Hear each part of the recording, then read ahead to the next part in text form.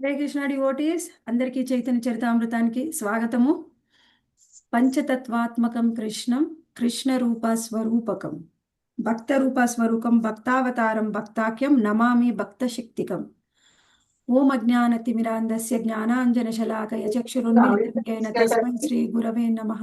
నమ ఓం విష్ణుపాదాయ కృష్ణప్రేష్టాయ భూతలే శ్రీమతే భక్తి వేదాంత స్వామి ఇతి నామినే. నమస్తే సారస్వతే దేవి గౌరవాణి ప్రచారిణే నిర్విశేష శూన్యవాది పాశ్చాత్య దేశ తారిణే. జయ శ్రీ కృష్ణ చైతన్య ప్రభో నిత్యానంద శ్రీ అద్వైత గదాధర శ్రీవాసాది గౌర భక్త వృంద. హరే కృష్ణ కృష్ణ కృష్ణ హరే హరే హరే రామ రామ రామ హరే హరే. మనము అందరు కూడా జాయిన్ అయిన వాళ్ళందరూ కూడా ఈ రోజు ఏంటి అంటే అందరికీ అర్థం కావాలి అంటే వీడియోస్ ఆన్ చేసుకోవాలని చెప్పాను. అందరు కూడా దయచేసి వీడియో ఆన్ చేయండి. వీలైన వాళ్ళు బుక్ పెన్ను దగ్గర పెట్టుకొని కూర్చోండి. ఇప్పుడు మనం చర్చిస్తూ ఉన్నాము చతుశ్లోకి భాగవతం. ఎందుకు చతుశ్లోకి భాగవతాన్ని చర్చిస్తున్నాము? చైతన్య చరితామృతంలో ఇప్పటి వరకు మనము మొదటి శ్లోకాన్ని చాలా డీటెయిల్డ్గా చెప్పుకుంటున్నాము. ఆ మొదటి శ్లోకంలో ముందు 6 తత్వాల గురించి చెప్పారు. 6 తత్వాలలో ఫస్ట్ తత్వం ఏమిటి అంటే గురుతత్వం. ఆ గురుతత్వంలో 2 గురువులు, దీక్షా గురువు, శిక్షా గురువు అని చెప్పారు. శిక్షా గురువు స్వయంగా మన లోపల ఉన్నటువంటి పరమాత్మ శ్రీకృష్ణ భగవాన్ ఏ విధంగా మనకి శిక్షా గురువులా మనకి పాత్రని పోషిస్తారు అనే విషయాల్లో ఉదాహరణగా మనకి బ్రహ్మదేవుడు మరియు గర్భోదక సాయి విష్ణు మధ్యలో జరిగినటువంటి సంభాషణని మనం చర్చిస్తున్నాం. ఎప్పుడైతే బ్రహ్మదేవుడు ఆయన సృష్టింపబడిన తర్వాత ఆయన ఎక్కడ నేనున్నాను అని తెలుసుకోవడం కోసం ప్రయత్నం చేసినప్పుడు భగవంతుడు తప అని చెప్పగానే ఆయన తపస్సు చేసి ఆ స్వయంగా ఆయనకు మూలమైనటువంటి ఆయన ఎక్కడి నుంచి జన్మించారో ఆయనకు ఆది స్థానమైనటువంటి ఆ భగవంతుణ్ణి తెలుసుకొని ఆయన దగ్గరికి వెళ్ళి ఆయన్ని దర్శించుకొని ఆయన్ని ప్రార్థించి ఆయన్ని ప్రశ్నిస్తూ ఉన్నారు. అందులో 4 ప్రశ్నలు వేశారు అని చెప్పుకున్నాం. ఆ 4 ప్రశ్నలు ఏమిటి? ఎవరైనా చెప్పగలరా? 4 ప్రశ్నలు నేను చెప్తాను మేడం. చెప్పండి మాతాజీ. బ్రహ్మకి ప్రాకృత రూపం అప్రాకృత రూపం గురించి అడిగాడు అనమాట. ఒకటి, సృష్టికి పూర్వం నేను ఒక్కడనే ఉన్నాను. మాతాజీ నేను 4 ప్రశ్నలు అడిగాను. మొదటి ప్రశ్న చెప్పారు. రెండవ ప్రశ్న ఎవరు చెప్తారు? సృష్టి లయ కారకం 3 రూపాయలు ఉంటుంది కదా, ఎలా లయం చేస్తారు? ఓకే. రెండవ ప్రశ్న మాతాజీ కాదు. రెండవ ప్రశ్న ఎవరు చెప్తారు? యోగమాయ మహామాయ శక్తులతో కృష్ణుడు ఆటలు ఆడుతాడు, అది ఎలాగా? మంచిగా చెప్పారు మాతాజీ. భారతి మాత 2 ప్రశ్నలు చెప్పారు. మూడవ ప్రశ్న వివరించమంటారు ప్రభుజీ మాతాజీ? ఆధ్యాత్మిక లీల తాత్వికంగా శక్తులతో ఎలా క్రీడిస్తున్నావు అనేది అడుగుతారు. సునీత మాతాజీ మళ్ళీ ఒకసారి చెప్పండి మీరు చెప్పిందే. నువ్వు నీ వివిధ శక్తులతో క్రీడిస్తున్నావు ఎలా? ఓకే, నెక్స్ట్ 4th క్వశ్చన్ ఎవరు చెప్తారు? 4th ఏంటంటే బ్రహ్మదేవుడు విసర్గ చేస్తాడు, సృష్టి చేస్తున్నాడు, కానీ గర్వం రాకుండా ఉండేట్టుగా నీ సేవా భాగ్యము నాకు ప్రసాదించు అని బ్రహ్మదేవుడు కృష్ణుడిని అడుగుతాడు. ఓకే, 4 ప్రశ్నలు బ్రహ్మదేవుడు స్వయంగా విష్ణుమూర్తిని అడిగారు. ఎప్పుడైనా దర్శించుకుంటున్నారో ప్రార్థించిన తర్వాత ప్రశ్నలు వేశారు. ఆ ప్రశ్నలకి సమాధానంగా మనకి చతుశ్లోకి భాగవతాన్ని స్వయంగా భగవంతుడు వివరిస్తూ ఉన్నారు. అందులో మొట్టమొదటి శ్లోకం ఏ ప్రశ్నకి సమాధానం? ప్రాకృత రూపము అప్రాకృత రూపాల గురించి చెప్పారు. మొట్టమొదటి శ్లోకము మొట్టమొదటి ప్రశ్నకు సమాధానం ఏమిటి? భగవంతుడి యొక్క ప్రాకృత రూపం అప్రాకృత రూపం ఎలా ఉంటుంది అన్నదానికి చెప్తూ ఉన్నారనమాట. అవును, రాసుకున్నాం మేడం. ఇంకోసారి రాసుకున్నాను నేను. ఇవన్నీ మీరు చెప్పినవన్నీ ఇప్పుడు నాకు రాసిన గుర్తుకొస్తున్నాయి. ఓకే ఓకే ఓకే ఇక్కడ చూద్దాం. ఇప్పుడు 53 శ్లోక. అహమేవాసమేవాగ్రం నాన్యద్ యత్ సదసత్పరం పశ్చాదహం యదేతశ్చ యో వశిష్యేత సోస్మ్యహం.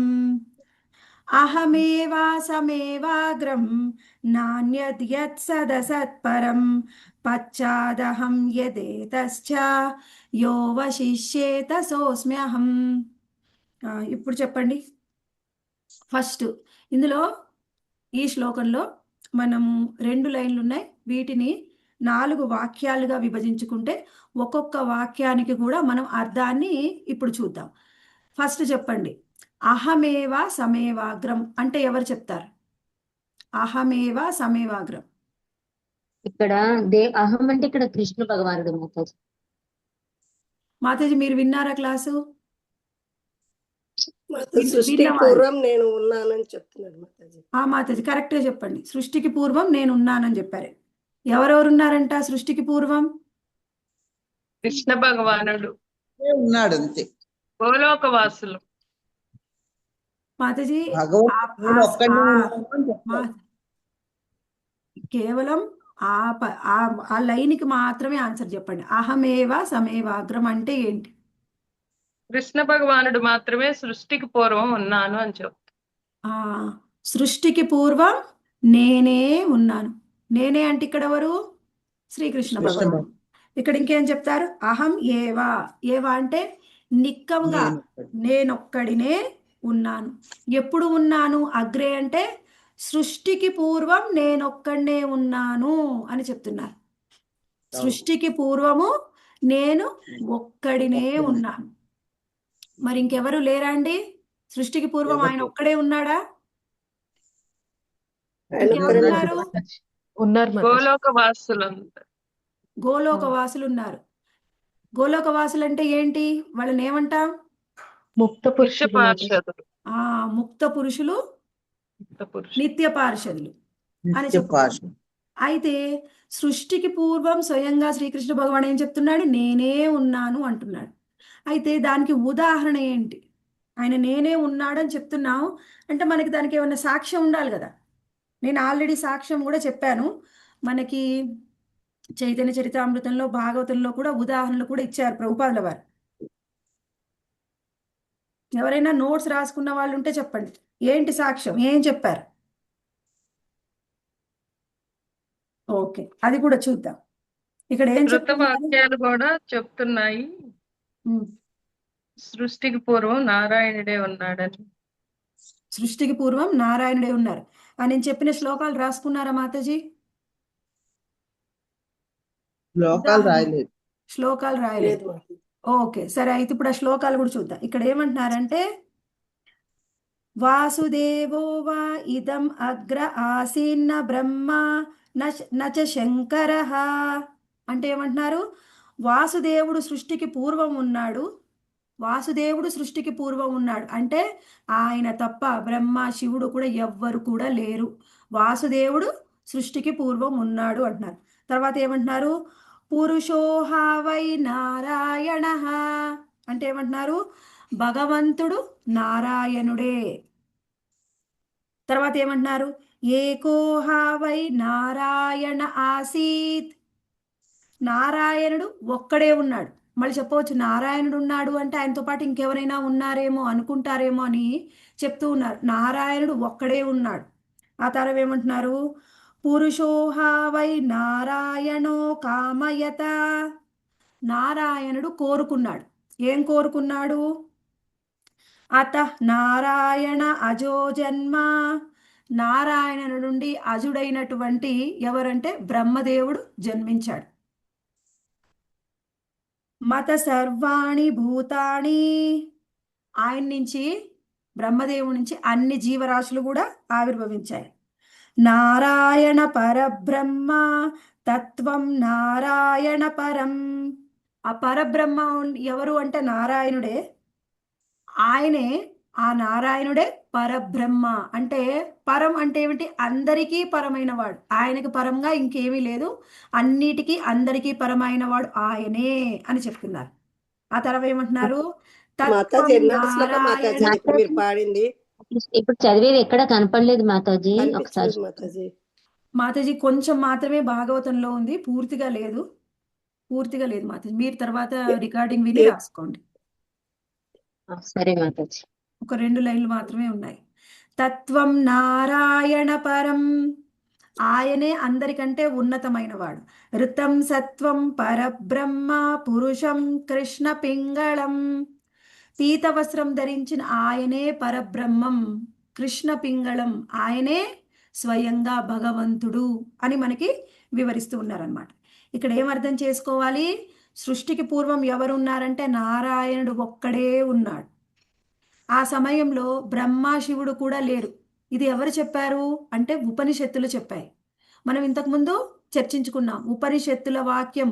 ఎందుకు ఉపనిషత్తుల వాక్యాన్ని తీసుకున్నాము అంటే మాయావాదులు పురాణాలని ఇతిహాసాలని వాళ్ళు మేము నమ్మము అని చెప్తారు కాబట్టి పురాణాల ఇతిహాసాలు ఆల్రెడీ చెప్పారు భగవంతుడు ఎవరు అని. పురాణం అంటే ఏమిటి?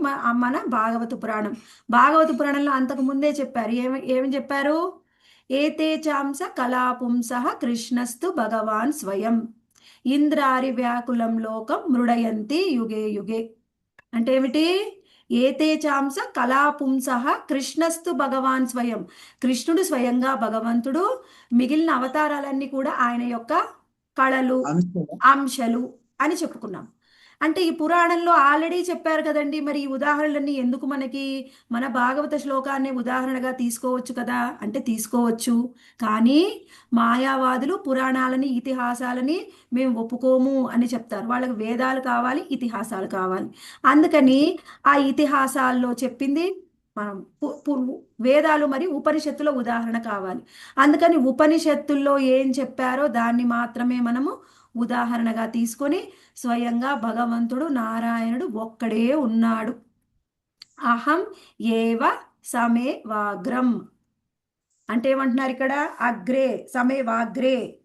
అగ్రే అంటే సృష్టికి పూర్వము నిక్కముగా నేనొక్కడినే ఉన్నాను అని ఎవరు చెప్పారు? నారాయణుడు బ్రహ్మదేవుడికి చెప్పారు. ఇది మొదటి లైన్లో సగం వాక్యాన్ని తెలుసుకున్నాం. ఆ తర్వాత ఏమంటున్నారు? నాణ్యద్ యత్ సదసత్ పరం.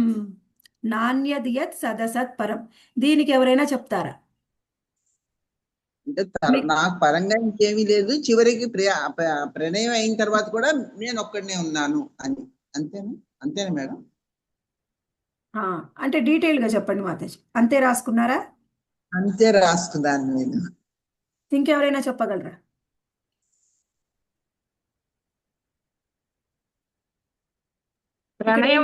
ప్రళయం వచ్చినా సరే భగవంతుడు, ఆయన భక్తులు, ఆయన ధామము కూడా ఉంటాయి. ఆయన భక్తులు ఆయనకి మాయకు లోను కారు. ఇక్కడ నాణ్యత అంటే మీకు అక్కడ పదాలు ఇచ్చారు చూడండి. పదాలు ఇక్కడ కింద ప్రతి పదానికి అర్థం ఇచ్చారు. నా అన్యత్ అంటే అన్యమైనది లేదు. ఎవరికి అన్యమైన లేదు? ఆయన చెప్తున్నారు. ఎవరు? నారాయణుడు. నారాయణుడు కృష్ణుడు ఒకటే. ఇక్కడ మనం అలా అర్థం చేసుకుందాం. ఆయనకి అన్యమైనది లేదంట. అయితే దేనికి అన్యమైనది లేదు? ఆయన సత్ అసత్ పరం అన్నారు. సత్తుకి అసత్తుకి పరమైనది అన్యమైనది లేదు. అసలు సత్ అసత్ అంటే ఏంటో అర్థం చేసుకోవాలి. సత్ అంటే అక్కడ పదాల్లో మీనింగ్ చూడొచ్చు మీరు. కార్యము మరియు కారణము. కార్యానికి కారణానికి పరమైనది, అన్యమైనది. పరమైనది ఎవరు అంటే బ్రహ్మము. ఇది ఎందుకు చెప్తున్నారు మనం డీటెయిల్గా అర్థం చేసుకుంటే తర్వాత మీనింగ్ అర్థం చేసుకుందాం, చర్చిద్దాం. ఇక్కడ ఏమంటున్నారు? సత్ మరియు అసత్.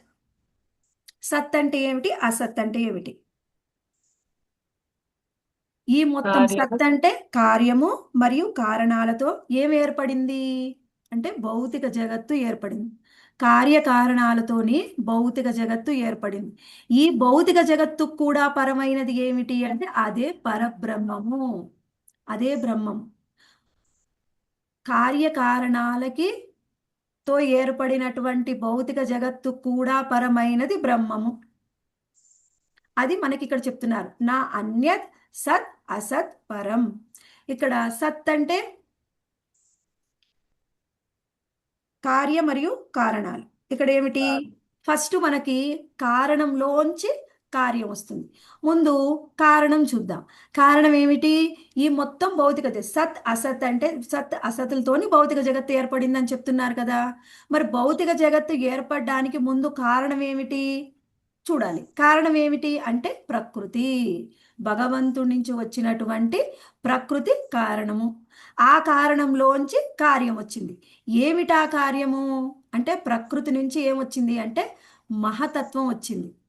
ఇవంతా కూడా మనకి భాగవతము 2వ స్కందము, 3వ స్కందము, 5వ స్కందంలో పదే పదే మనకి సృష్టి గురించి, సర్గ గురించి, విసర్గ గురించి చెప్తారు. ఆల్రెడీ చర్చించుకున్నాం. ఒకవేళ ఎవరికైనా గుర్తు లేకపోయినప్పటికీ నేను మళ్ళీ ఒకసారి చెప్తాను. ఇక్కడ ఏం చెప్తున్నారంటే సత్ అసత్ అంటే కార్యకారణాలతోని భౌతిక జగత్తు ఏర్పడింది అని చెప్తున్నారు. అయితే ఈ భౌతిక జగత్తు ఏర్పడడానికి కారణం ఏమిటి అంటే ప్రకృతి. ప్రకృతి నుంచి ఏమొచ్చింది? కార్యం వచ్చింది. ఆ కార్యం ఏమిటి? ప్రకృతి నుంచి వచ్చింది ఏమిటి కార్యము? మహతత్వం. మహత్తత్వం. ఆ తర్వాత మహత్తత్వము కారణం అవుతుంది.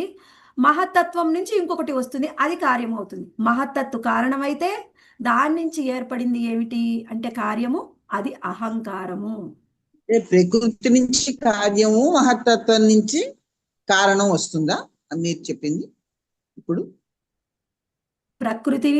ప్రకృతి కారణం మాతాజీ. కారణం నుంచి కార్యం వస్తుంది, అది మహత్తత్వం. తర్వాత మహత్తత్వ కారణం అయితే దాని నుంచి వస్తుంది అహంకారం, కార్యం. ఆ అహంకారము మళ్ళీ కారణం అవుతుంది. ఆ అహంకారం నుంచి ఏమొస్తుంది మాతాజీ? ఫస్ట్ మీరు అందరూ రాసుకోలేరు ఒకటేసారి, ముందు వినండి, తర్వాత మళ్ళీ రాసుకుందరు కానీ ముందు వినండి. ఇప్పుడు ఇక్కడ ఏమిటి? ప్రకృతి కారణం, తత్వం కూడా కార్యం కిందకే వస్తుంది కదా మాతాజీ. అలా దాని కిందికి దీని కిందికి రాదు మాతాజీ. ముందు మీరు ఫస్ట్ వినండి, తర్వాత మళ్ళీ రికార్డింగ్ విని రాసుకోండి. ఫస్ట్ వినండి. ప్రకృతి కారణము, కారణం నుంచి కార్యం ఏమొస్తుంది? మహత్తత్వం వస్తుంది. తర్వాత మహత్తత్వం కారణం అవుతుంది. కార్యము దాని నుంచి ఏమొస్తుంది అంటే అహంకారం వస్తుంది. అహంకారము కారణం అవుతుంది. అహంకారం నుంచి కార్యం వస్తుంది. ఆ కార్యం ఏమిటి అంటే తన్మాత్రలు. తన్మాత్రలు అంటే ఏమిటి? మనకి పంచమహాభూతాలు ఉంటాయి కదా. ఇంద్రియార్థాల మాతాజీ? ఇంద్రియార్థాలు కాదు, తన్మాత్రలు అంటే మనము ఇప్పుడు చూడటం, వినడం. అవి కాదు మాతాజీ, ముందు వినండి. ఇప్పుడు మనకేంది? పంచమహాభూతాలు ఏమిటి? భూమి, అగ్ని, వాయువు, ఆకాశము అన్నీ ఉన్నాయి కదా. వాటికంటే మూలమైన పదార్థాలు తన్మాత్రలు. అవి ఏమిటి తన్మాత్రలు అంటే? భూమి ఎక్కడి ఫస్ట్ ఏమొస్తుంది అంటే శబ్దం వస్తుంది. శబ్దం నుంచి శబ్దం నుంచి ఆకాశం, ఆకాశం నుంచి వాయువు వస్తుంది. వాయువు వస్తుంది. ఆకాశం నుంచి స్పర్శ వస్తుంది. స్పర్శ నుంచి వాయువు, వాయువు నుంచి చూపు వస్తుంది. చూపు నుంచి అగ్ని వస్తుంది. అగ్ని నుంచి తర్వాత ఏమొస్తుంది? రుచి వస్తుంది. రుచి నుంచి నీరు వస్తుంది. నీటి నుంచి వాసన వస్తుంది. వాసన నుంచి భూమి వస్తుంది. ప్రతి పంచమహాభూతాలకి కారణమైనవి ఉంటాయి కదా, వాటిని పంచ తన్మాత్రలు అంటారు. అవేమిటి? శబ్ద, స్పర్శ, రూప, గంధ, లాస్ట్కి రుచి, గంధ. అర్థమైనయా? అవి ఇంద్రియార్థాలుగా మాతాజీ? అసలు అవి శబ్ద, స్పర్శ, రూప అంటే ఇంద్రియార్థాలు కాదా? ఇంద్రియార్థాలుగా మాతాజీ. ఇంద్రియార్థాలు వేరు, మనం అవి తర్వాత చూద్దాం. వీటినే పంచ తన్మాత్రలు అంటాం. పంచ తన్మాత్రల నుంచి ఏమొస్తాయి? ఇప్పుడు పంచ తన్మాత్రలు కారణం అవుతాయి. వాటి నుంచి కార్యం వస్తుంది. ఏమిటి అంటే పంచమహాభూతాలు.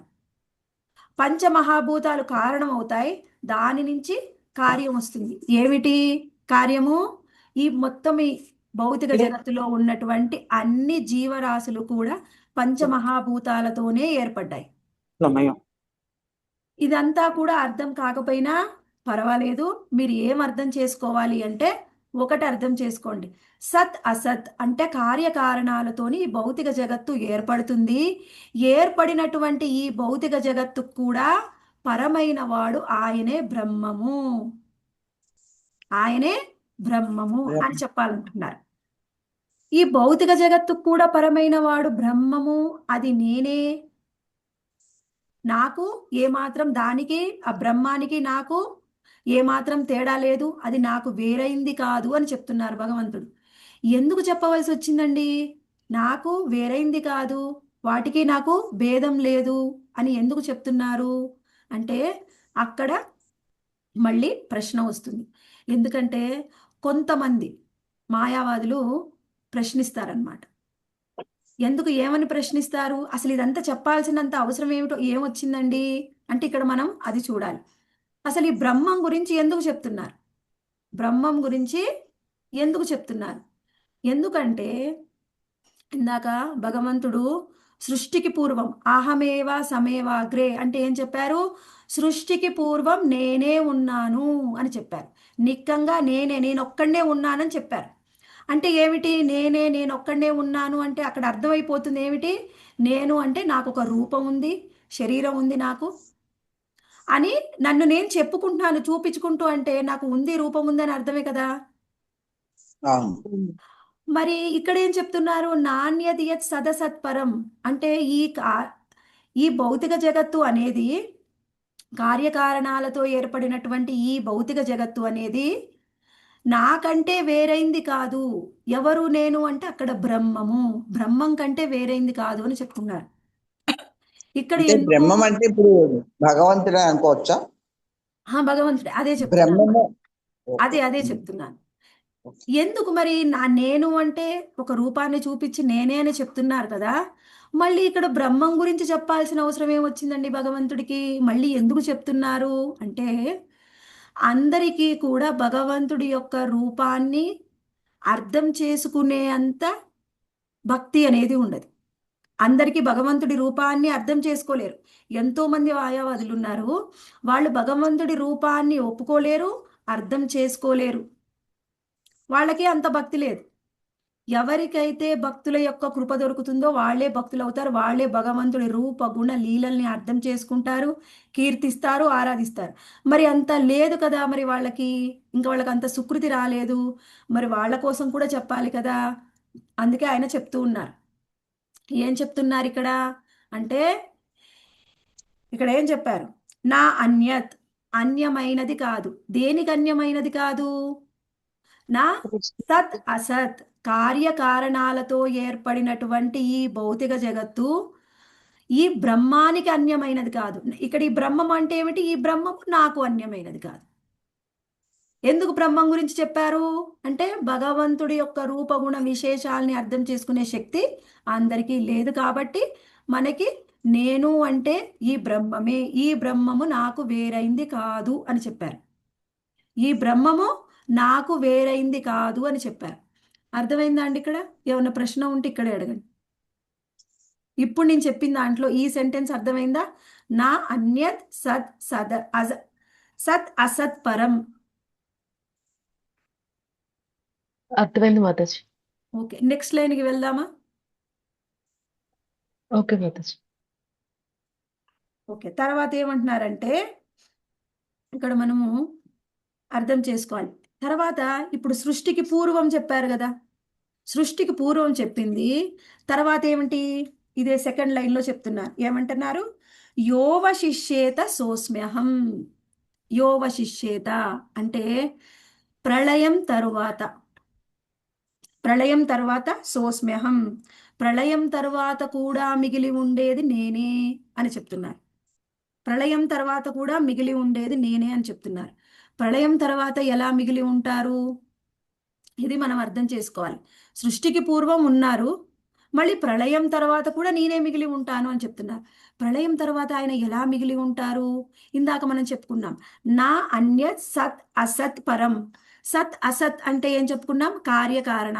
కార్యకారణాలతోనే భౌతిక జగత్తు ఏర్పడింది. ఈ భౌతిక జగత్తు ఏర్పడడానికి ఫస్ట్ కారణం ఏమిటి? ప్రకృతిలో ఉన్నటువంటి 23 తత్వాలు. ప్రకృతి అంటే ఏమిటి? ప్రకృతిలో ఉన్న 23 తత్వాలు మిగిలిన మొత్తము సృష్టి ఏర్పడడానికి కారణం.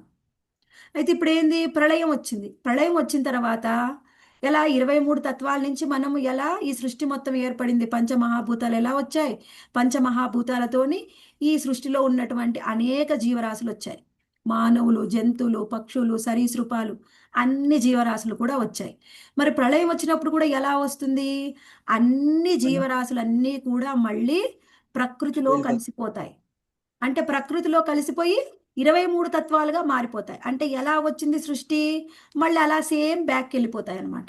వెళ్ళిపోయిన తర్వాత 23 తత్వాలు మిగిలి ఉంటాయి కదా, ఈ 23 తత్వాలు ఈ ప్రకృతి మళ్ళీ కారణోదక సాయి విష్ణు నుంచి ఎలా బయటకు వచ్చాయి మహావిష్ణువు నుంచి, అలానే మళ్ళీ సేమ్ మహావిష్ణువు యొక్క గర్భంలోకి వెళ్ళిపోతారు.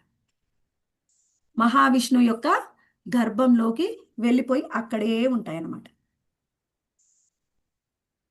అప్పుడు ఏం చెప్తున్నారు? ప్రళయం తర్వాత కూడా నేనే మిగిలి ఉంటాను అంటే ఎవరున్నారు మిగిలి? కేవలం ఆ మహావిష్ణువే మిగిలి ఉన్నారు. ఏం మిగిలి ఉంది? ఇంకేమన్నా మిగిలిందా అంటే ఏమీ మిగిలిలేదు. అయితే మనము ఆల్రెడీ చెప్పుకున్నాం భాగవతంలో ఉదాహరణగా చూసి, ఏ తేచాంస కళా పుంసః కృష్ణస్తు భగవాన్ స్వయం. కృష్ణుడే స్వయంగా భగవంతుడు. ఎప్పుడైతే స్వయంగా శ్రీకృష్ణ భగవానుడు నేను ఈ సృష్టి చెయ్యాలి అని అనుకుంటారో అప్పుడు ఏం చేస్తాడు? ఈ ముగ్గురు పురుషావతారాలుగా ఆయనే విస్తరిస్తారు. తనని తాను స్వయంగా 3 పురుషావతారాలుగా, కారణోదక సాయి విష్ణువు, గర్భోదక సాయి విష్ణువు, క్షీరోదక సాయి విష్ణువుగా ఆయనే తనను తాను విస్తరించుకుంటాడు. అప్పుడు ఇప్పుడు మనం చెప్పుకున్నాం కదా, ఏం చెప్పుకున్నాం? తనని తాను విస్తరించుకున్న తర్వాత ఆ మహావిష్ణువు ఏం చేస్తారు? సృష్టి చెయ్యాలి అనుకుంటారు.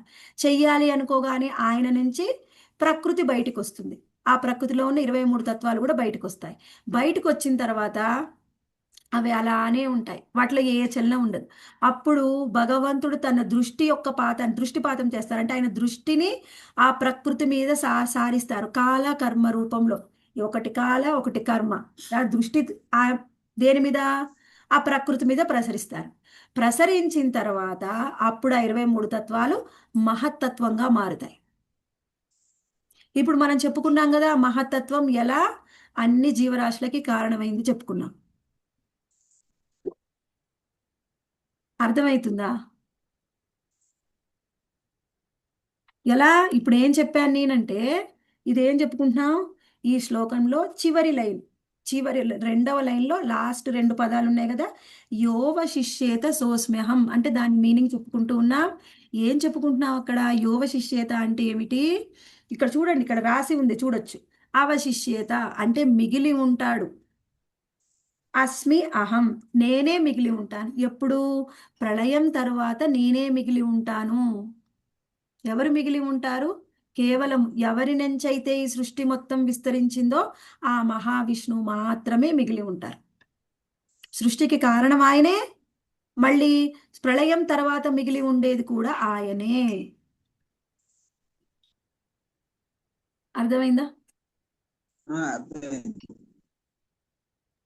ఎస్ మాతాజీ. సృష్టికి ముందు, సృష్టి జరిగేటప్పుడు, సృష్టి తర్వాత ఉండేది భగవంతుడే, సృష్టి మహావిష్ణువు. జరిగేటప్పుడు తర్వాత చూద్దాం. ఇప్పుడు మనం ఇంతవరకు ఏం చెప్పుకున్నాం? సృష్టికి ముందు, సృష్టికి తర్వాత సృష్టి తర్వాత స్వయంగా భగవంతుడే ఉంటాడు.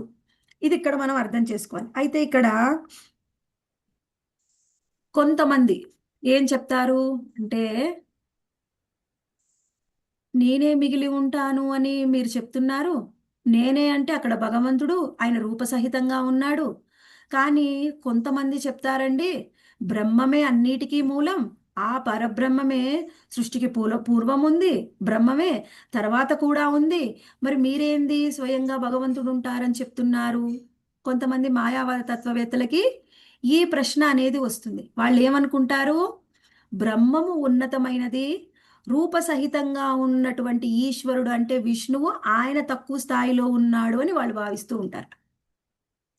కానీ అది సత్యం కాదు. ఎందుకంటే వాళ్ళ తత్వం ఆ విధంగా ఉంది. అది సత్యం కాదు. మరి సత్యం ఏమిటి? ఇక్కడ మనం అర్థం చేసుకోవాలి. సత్యం ఏమిటి అంటే,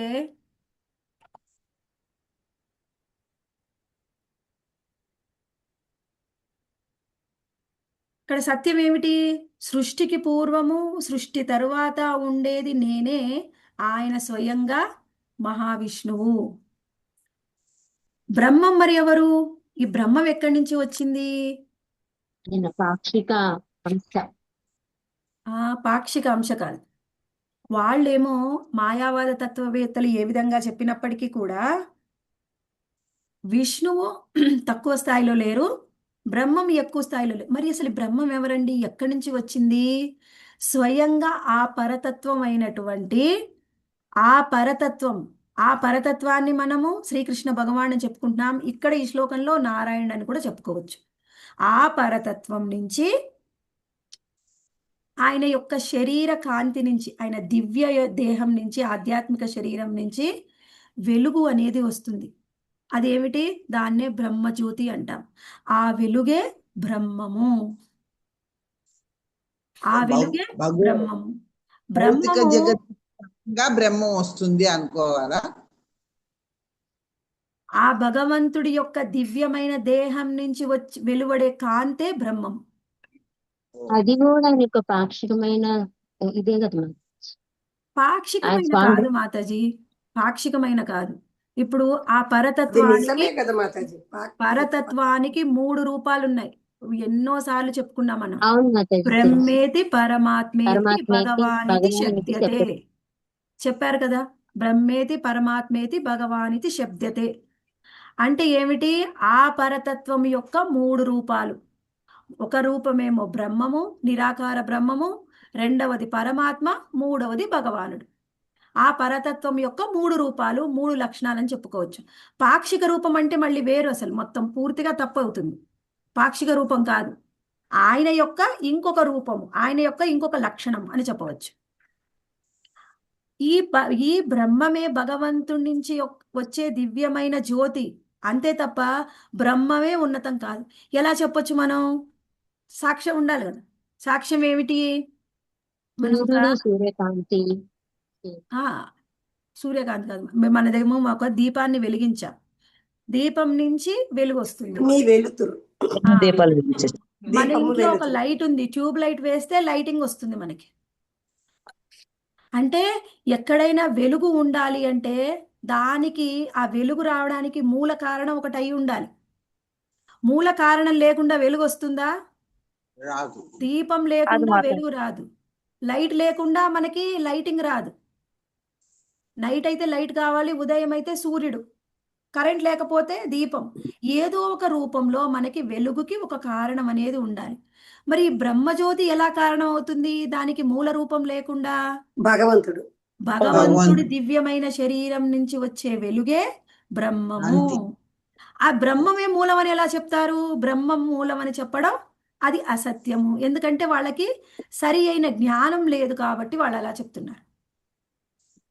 సరి అయిన వాళ్ళకి జ్ఞానం లేదు కాబట్టి అలా చెప్తున్నారు. అది ఎందుకు అనేది కూడా చెప్పొచ్చు, కాకపోతే మీరు ఇంకా కన్ఫ్యూజ్ అవుతారు. ఇంతవరకే చెప్పుకుందాం. ఇక్కడ ఏం చెప్పుకుంటున్నాం? సృష్టికి పూర్వము, ప్రళయం తరువాత. అక్కడ ఏమంటున్నారంటే రెండు సెంటెన్స్. అహమేవా సమేవాగ్రే అంటే సృష్టికి పూర్వము, యోవశిష్యేత సోస్మ్యహం ప్రళయం తర్వాత నేనొక్కడినే ఉన్నాను అని చెప్తున్నారు. నేనొక్కడినే ఉన్నానని ఆయన ఇలా నన్ను నేను చూపించుకొని చెప్తున్నాను చూడండి. అలా భగవంతుడు నేనొక్కడినే ఉన్నానండి అంటే ఆయనకి రూపం ఉంది. బ్రహ్మం అంటే ఆయన కాదు, ఆ బ్రహ్మానికి వెలుగు, బ్రహ్మజ్యోతి, దానికి మూల కారణం ఉండాలి. అందుకని నేను అంటే ఇక్కడ భగవంతుడు సశరీరంగా ఉన్నాడు, బ్రహ్మదేవుడు దర్శిస్తూ ఉన్నాడు, చూస్తూ ఉన్నాడు. అప్పుడు ఆయన చెప్తున్నాడు సృష్టికి పూర్వం నేనే ఉన్నాను, నేనొక్కడినే ఉన్నాను, ప్రళయం తర్వాత కూడా నేనే ఉంటాను, నేనొక్కడినే ఉంటాను. అయితే మనం మన క్లాస్లో చెప్పుకున్నాం, నేనొక్కడినే అంటే రాజు ఒక్కడనే అంటే ఆయన ఎప్పుడు మంది మార్బలంతో వస్తారు ఎక్కడికి వెళ్ళినా. ఆయనతో పాటు ఉండే వాళ్ళందరూ కూడా వస్తున్నా కానీ రాజు వస్తున్నారు, ప్రధానమంత్రి బెంగళూరు వస్తున్నారు, హైదరాబాద్ వస్తున్నారంటే ఆయనతో పాటు ఎంతో మంది వచ్చినా వాళ్ళందరి పేర్లు చెప్తామా? చెప్పదు. చెప్పం. ప్రధానమంత్రి వస్తున్నాడు అంతే. వాళ్ళందరూ ఆటోమేటిక్గా వస్తారు, చెప్పాల్సిన అవసరం లేదు. ఇక్కడ ఏమిటి? భగవంతుడు సృష్టికి పూర్వము, ప్రళయం తర్వాత నేనే ఉన్నాను అంటే, నేను అంటే ఆయనతో పాటుగా ఆయన యొక్క నిత్య పార్షదులు, అదెవరు? ముక్తాత్మలు, ఆయన యొక్క శుద్ధ భక్తులు అందరూ ఎప్పుడు కలిసే ఉంటారు. ఇప్పుడు ఇంతవరకు తెలుసుకున్నాం. తర్వాత నాణ్యది యత్ సదసత్పరం అంటే కూడా మనం తెలుసుకున్నాం. ఏమిటి? సత్ అంటే కారణ, సత్ అసత్, కార్యకారణాలకి కార్యకారణాలతోని భౌతిక జగత్తు ఏర్పడుతుంది. ఈ భౌతిక జగత్తు నాకు అన్యమైనది కాదు. ఈ భౌతిక జగత్తు ఈ భౌతిక జగత్తు ఏది కూడా నాకంటే వేరుగా లేదు, నాకంటే పరమైంది కాదు అని చెప్పారు. ఇప్పటి వరకు అర్థమైందా? అంటే మాతాజీ అతనిలోనే ఉంటది, ఆయన నుంచే వచ్చిందని అర్థం అంతేనే. అవును మాతాజీ, ఆయన నుంచే వచ్చింది. ఆయనే దానికి కూడా కారణం, మూలం. మూలం, కారణం అని చెప్పుకున్నాం. భౌతిక జగత్తు మొత్తం కూడా నా నుంచే వచ్చింది, నేనే కారణం అని చెప్పారు. ఇప్పుడు ఇంకా అర్థం చేసుకున్నాం. ఇక్కడ ఏంటి, ఈ ఒకటి అర్థం చేసుకోవాలి. అది మొదటి ప్రశ్నకి ఈ శ్లోకాన్ని మనం చర్చించుకుంటున్నాం. మొదటి ప్రశ్నకు సమాధానంగా బ్రహ్మదేవుడి యొక్క మొదటి ప్రశ్న ఏమిటి? భగవంతుడి ప్రాకృత ప్రాకృత అప్రాకృత రూపం అప్రాకృత గురించి రూపాలు ఎలా ఉంటాయి? ప్రాకృత అప్రాకృత రూపాలు ఎలా ఉంటాయి. అయితే ఇప్పుడు మనం చెప్పుకున్నాం కదా, సృష్టికి పూర్వము నేనే ఉన్నాను, సృష్టి తర్వాత నేనే ఉన్నాను ప్రళయం అని తర్వాత చెప్తున్నాను.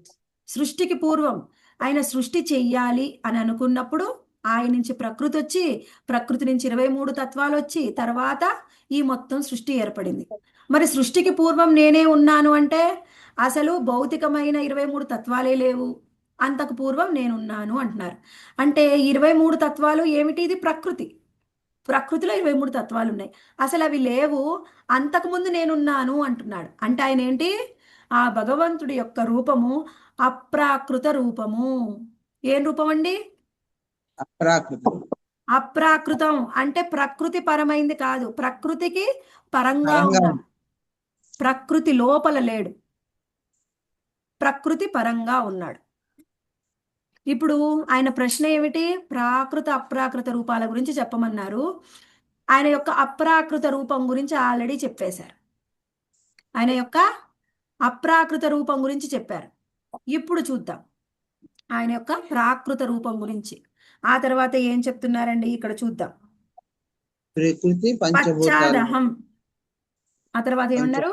పశ్చాదహం ఏదేతశ్చ.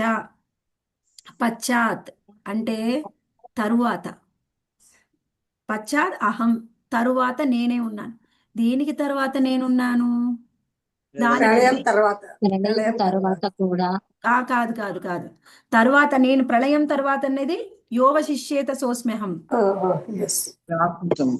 సృష్టి చివరికి మాతాజీ, సృష్టి చివరకు. ప్రకృత రూపంలో సృష్టి చివర ప్రకృతికి కాదు. ఇప్పుడు వినండి. ఒక ప్రశ్న వేశారనమాట బ్రహ్మదేవుడికి. బ్రహ్మదేవుడు ఇంకో ప్రశ్న వేశారు. సరే మీరు చెప్పారండి, సృష్టికి పూర్వం ఉన్నారు, ప్రళయం తర్వాత కూడా మీరే ఉన్నారు, సరే అది అర్థమైంది మాకు. అయితే ఇప్పుడు చెప్పండి, మరి సృష్టి తరువాత ప్రళయానికి ముందు ఏముంది అంటే ఇందాక చెప్పారు కదా, నాణ్యత యత్ సదసత్పరంలో భౌతిక జగత్తు రూపంలో నేనే ఉన్నానని చెప్పారు కదా. అప్పుడు మాకు భౌతిక జగత్తే కనిపిస్తూ ఉంది, మరి మీరు కనిపించట్లేదు, మీరు ఎలా ఉన్నారు, మరి ఎక్కడున్నారు? అది ప్రశ్న. ఏంటి ప్రశ్న ఏమిటి? బ్రహ్మదేవుడు ప్రశ్న, దానికి ఆన్సర్ చెప్తున్నారు అనుకోండి. 2వ లైన్లో మొదటి 2 పదాలు పశ్చాదహం యదేతశ్చ అంటే ఏం చెప్తున్నారు? బ్రహ్మదేవుడు ఏమడిగారంటే, మీరు అహమేవా సమేవాగ్రే యోవశిష్యేత సోస్మ్యహం అంటే సృష్టికి పూర్వం నేనే ఉన్నాను, ప్రళయం తర్వాత నేనే ఉన్నాను అని చెప్పారు.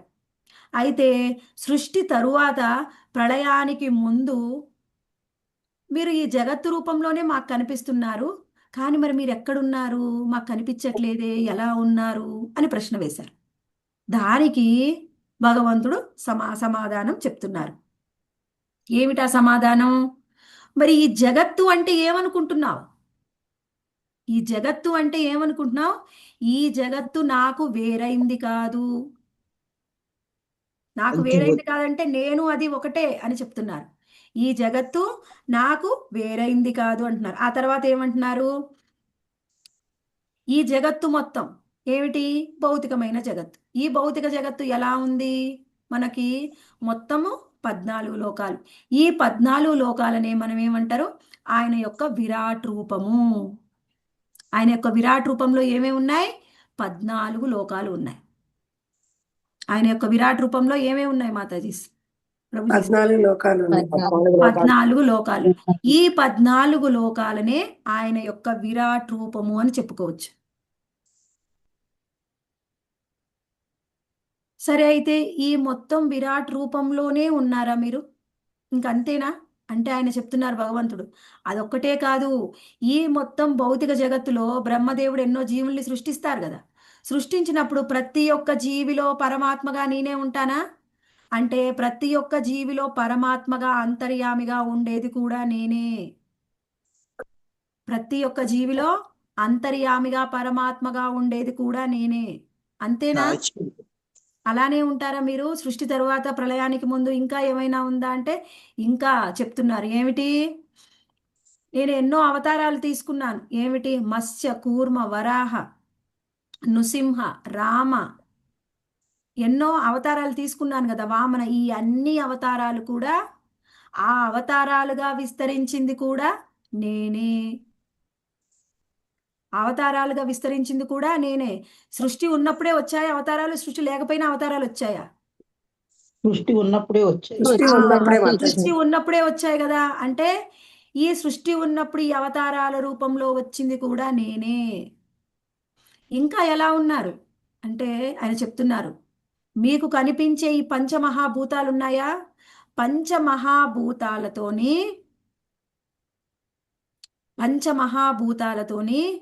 ఆ తర్వాత ఏర్పడే ప్రతి ఒక్క జీవాత్మ, మనుష్యులు, పశువులు, పక్షులు, సరీసృపాలు ఎన్నో ఉన్నాయి కదా. ఈ 84 లక్షల జీవరాశులు, దేవతలు, దయ్యాలు, ప్రతి ఒక్కటి కూడా ఈ భౌతిక జగత్తులో ఉన్న ప్రతి ఒక్క రూపంలో కూడా ఉన్నది నేనే. నేనే వాటిలాగా విస్తరించాను. ఆయనే కదా. మన ప్రతి ఒక్క జీవాత్మలో ఉండే ఆత్మ పరమాత్మగా ఉన్నది ఎవరు? ఆయనే. భగవంతుడే. భగవంతుడే. ఇప్పుడు చెప్తున్నారు బ్రహ్మదేవుడు వేసిన ప్రశ్న ఏమిటి? సృష్టికి పూర్వము ప్రళయం తర్వాత ఉన్నారన్నారు కదా, మరి సృష్టి తర్వాత ప్రళయానికి ముందు ఎలా ఉన్నారు అని ఆయన ప్రశ్న వేస్తే దానికి భగవంతుడు సమాధానం చెప్తున్నారు. ఎలా సమాధానం చెప్తున్నారు? ఏమేం చెప్తున్నారంటే, ఈ మొత్తం భౌతిక జగత్తు 14 లోకాలు ఉన్నాయి కదా, ఈ విరాట్ రూపంలో విస్తరించింది నేనే. ఆ విరాట్ రూపం నేనే. ప్రతి ఒక్క జీవిలో పరమాత్మగా అంతర్యామిగా ఉన్నది నేనే. ఈ సృష్టి ఏర్పడిన తర్వాత ఎప్పుడు భక్తులకు అవసరమవుతుందో, ఎప్పుడు నేను కోరుకుంటానో భక్తులతో లీలలు చేయాలని, అప్పుడు ఎన్నో అవతారాలుగా మత్స్య, కూర్మ, వామన, వరాహాది అవతారాలుగా వచ్చింది నేనే. అంతేకాదు, నీ మొత్తం జగత్తులో చూసే ప్రతి ఒక్క జీవరాశి, దేవతలు, దయ్యాలు కూడా జీవాత్మలే అండి. ప్రతి నా ఒక్క అంశే. జీవరాశి, 84 లక్షల జీవరాశుల్లో దేవతలు కూడా ఉంటారు. మొత్తం 14 లోకల్లో ఉండే వాళ్ళందరూ 84 లక్షల జీవరాశులే. అందరిగా ఉండేది నేనే. అర్థమైంది? ఏమైనా సందేహం ఉందా? అర్థమైంది. ఇప్పుడు ఇప్పుడు అర్థం చేసుకోవాలి. ఏమిటి? ఇప్పుడు భగవంతుడి యొక్క విరాట్ రూపం. చాలా మంది విరాట్ రూపం అంటే చాలా సులువుగా తీసుకుంటారు.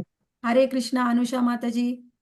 అందరూ మాతాజీ కూడా ఇక్కడ పరమాత్మలాగా ఎక్స్పాండ్ అయ్యి ఉన్నారు. మళ్ళీ ఉమ్, రెండు ఒకటే కదా మాతాజీ? లాస్ట్ పాయింట్ అను సెకండ్ పాయింట్, విరాట్ రూపం ఒకటి, సెకండ్ అందరిలో పరమాత్మలా ఉంటారు ఆత్మ పక్కన, అది అను ఆయన ఎక్స్పాండ్ అయ్యి ఉన్నారు అని చెప్పారు కదా. రెండింటికి డిఫరెన్స్ ఏముంది? అంటే మాతాజీ అంతర్యామిగా ఉన్నారంటే పరమాత్మగా ఉన్నారు. మరి నాలుగోది ప్రతి ఒక్క జీవరాశిగా ఉన్నంటే ఆత్మ కూడా ఆయనే కదా. మనలో ఉన్న ఆత్మ కూడా ఆయనే కదా. ఆయన అంశ ఆత్మ కూడా మన అంటే ఆయన అంశ అని భగవంతుడు చెప్పుకోవచ్చా మాతాజీ? నా అంశ అంశ అని. మనం అందరం కూడా విభిన్న అంశలం కదా మాతాజీ, భగవంతుడి యొక్క విభిన్న అంశలం. అంటే నా అంశ అంటే విభిన్న అంశే కదా మాతాజీ అనేది కాదా మాతాజీ? సాక్షిపోతాను. మాతాజీ అంటే ఉమ్, ఇండైరెక్ట్ గా ఆత్మ ఆయనే, పరమాత్మ ఆయనే, మొత్తం ఆయనే అంటున్నారు. అవును మాతాజీ. ఓకే మాతాజీ. అంతర్యామిగా ఉన్నది పరమాత్మ అని చెప్పొచ్చు. నాలుగవది 84 లక్షల జీవరాశులుగా ఉన్నది కూడా ఆయనే కదా. ఇలా ఇప్పుడు మనం అన్నీ ఆయనే అని చెప్పుకున్నాం.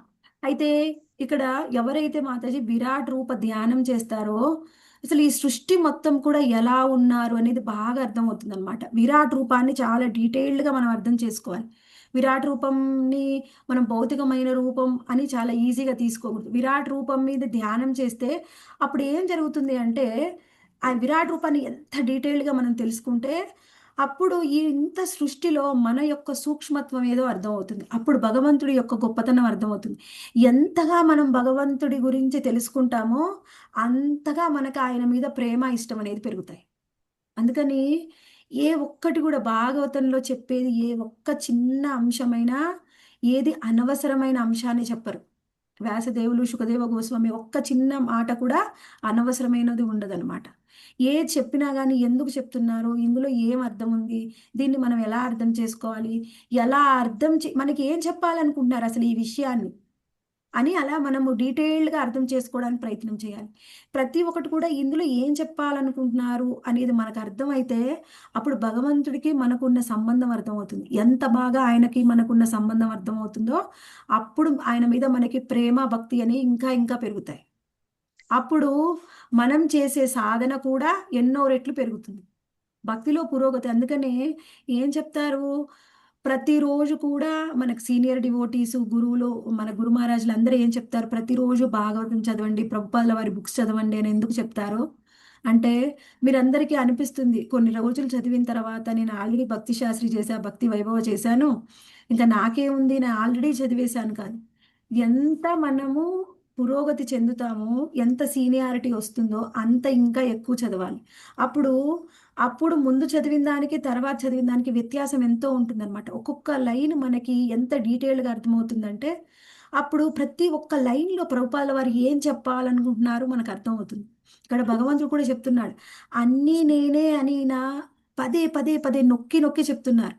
ఆయన అప్రాకృత రూపం ఉంది కదా, అప్రాకృత రూపాన్నే మనం ధ్యానం చేయించవచ్చు కదా, ఆయనే ధ్యానించవచ్చు కదా, మళ్ళీ మనకి ఎందుకు విరాట్ రూపం గురించి చెప్తున్నారు అంటే, నా యొక్క ప్రాకృత రూపమైనటువంటి విరాట్ రూపాన్ని కూడా నువ్వు తెలుసుకుంటేనే నాకు నీకు ఉన్న బంధం ఏంటో తెలుస్తుంది, ఈ మొత్తం సృష్టిలో నీ స్థానం ఏందో తెలుస్తుంది. అప్పుడు ఇంకా భగవంతుడికి సర్వస్వ శరణాగతి అవుతాం. ఈ మొత్తం 84 లక్షల జీవరాశుల్లో ఈ మొత్తం 14 లోకాల్లో మనం ఎక్కడున్నా, మన స్థాయి ఎంత. అలాంటి మన కోసము భగవంతుడు ఎన్నో అవతారాలను తీసుకొని మన కోసం వచ్చి ఆయన లీలలు చేసి మనని ఆకర్షించి ఆయన భక్తిలో పురోగతి చెందితే ఆయన దగ్గరికి తీసుకొని వెళ్ళడానికి ప్రయత్నం చేస్తున్నారు. చూడండి, మనము మన పక్కన ఉన్న పక్కింటి వాళ్ళకి, మన ఇంట్లో ఉండే పని మనిషికి కూడా తక్కువ స్థానాన్ని ఇస్తాం. భగవంతుడు ఎవ్వరికి తక్కువ స్థానాన్ని ఇవ్వడు. ఆయన దృష్టిలో అందరూ ఒకటే. ఇప్పుడు ఆయన అప్రాకృత రూపం, ఆయన పురుష అవతారాలు స్వయంగా శ్రీకృష్ణ భగవానుడు చెప్పారు కదా. మళ్ళీ ప్రాకృత రూపం గురించి ఎందుకు ఇంత డీటెయిల్డ్గా చెప్తున్నారు? ప్రాకృత రూపం అర్థమైనప్పుడే మన స్థానం ఏంటో మనకు అర్థం అవుతుంది, అందుకని చెప్తున్నారనమాట. ఇక్కడ ఏం చెప్తున్నారు, ఈ విరాట్ రూపం ఉంది కదా, ఈ విరాట్ రూపం ఎలా వచ్చింది? సృష్టి తర్వాత 23 తత్వాలతో ఏర్పడిందే ఈ భౌతిక జగత్తు. ఈ భౌతిక జగత్తే ఆయన యొక్క రూపంగా చూపిస్తున్నారు. ఈ మధ్యలో ఉన్న ఈ 14 లోకాలు ఆ విరాట్ రూపంలో ఉంటాయి. ఈ మొత్తము నాభి నుంచి కింది వరకేమో పాతాళ లోకాలు ఉంటాయి, నాభి మధ్యలోనేమో భూలోకం, భూవర్లోకం, స్వర్గలోకం ఉంటాయి, పైనేమో ఉన్నత లోకాలు ఉంటాయి భగవంతుడికి. ఈ రూపాన్ని కూడా మనము అర్థం చేసుకోవాలి. దీన్నే మనము ఇది అర్థం చేసుకుంటే ఇప్పుడు మనము ఏం చేస్తున్నాము, మనం ఇప్పుడు పురుషోత్తమ యోగం చదువుతూ ఉన్నాము.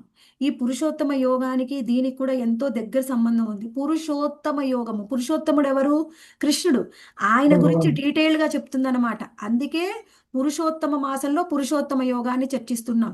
కేవలం శ్లోకాలు చదవడం కాదు, దాని మీనింగ్ కూడా చదివి అర్థం చేసుకోండి. ఏంటి సంబంధం, ఏంటి, ఎందుకు చెప్తున్నారు. పురుషోత్తమ యోగం చదవమంటే గణగణ గణగణ 5 minutesలో శ్లోకాలన్నీ చదవడం అని కాదు ఉద్దేశం. అందుకు చెప్పలేదు కృష్ణుడు పురుషోత్తమ యోగం చదవమని. ఒక్క రోజుకు ఒక్క శ్లోకమైనా అర్థమయ్యే విధంగా చదివి అర్థం చేసుకోండి. మిగిలిన శ్లోకాలన్నీ చదవకపోయినా పర్వాలేదు. రోజుకు ఒక్క శ్లోకం చదివినా డీటెయిల్డ్గా చదివితే ఈ నెల రోజుల్లో ఆ అధ్యాయం చాలా డీటెయిల్గా మీరు అర్థం చేసుకోగలరు. బ్రహ్మదేవుడు స్తుతిస్తాడు కదా శ్రీకృష్ణ భగవాన్ని ఈ పురుషోత్తమ మాసంలో. ఇప్పుడు భాగవతంలో ఆ 14వ అధ్యాయంలో బ్రహ్మదేవుడే కదా స్తుతిస్తాడు. అది ఆ స్థుతులు కూడా రోజుకు ఒక శ్లోకాన్ని అర్థం చేసుకోవచ్చు మాతాజీ. అన్ని ఒకే రోజు చదవకపోయినా రోజుకొకటి అర్థం చేసుకోండి, మీనింగ్ చదవండి, అది చాలా ఇంపార్టెంట్.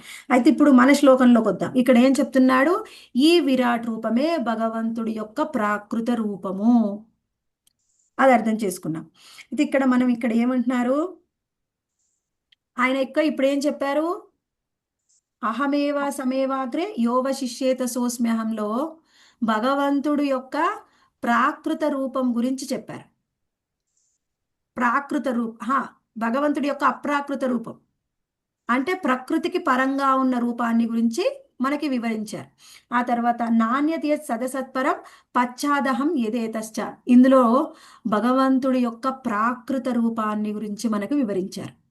ఆయన యొక్క ప్రాకృత రూపం ఎలా ఉంది, అదే విరాట్ రూపం, అదే భౌతిక జగత్తు, ఆ విషయాన్ని మనకి వివరించారు.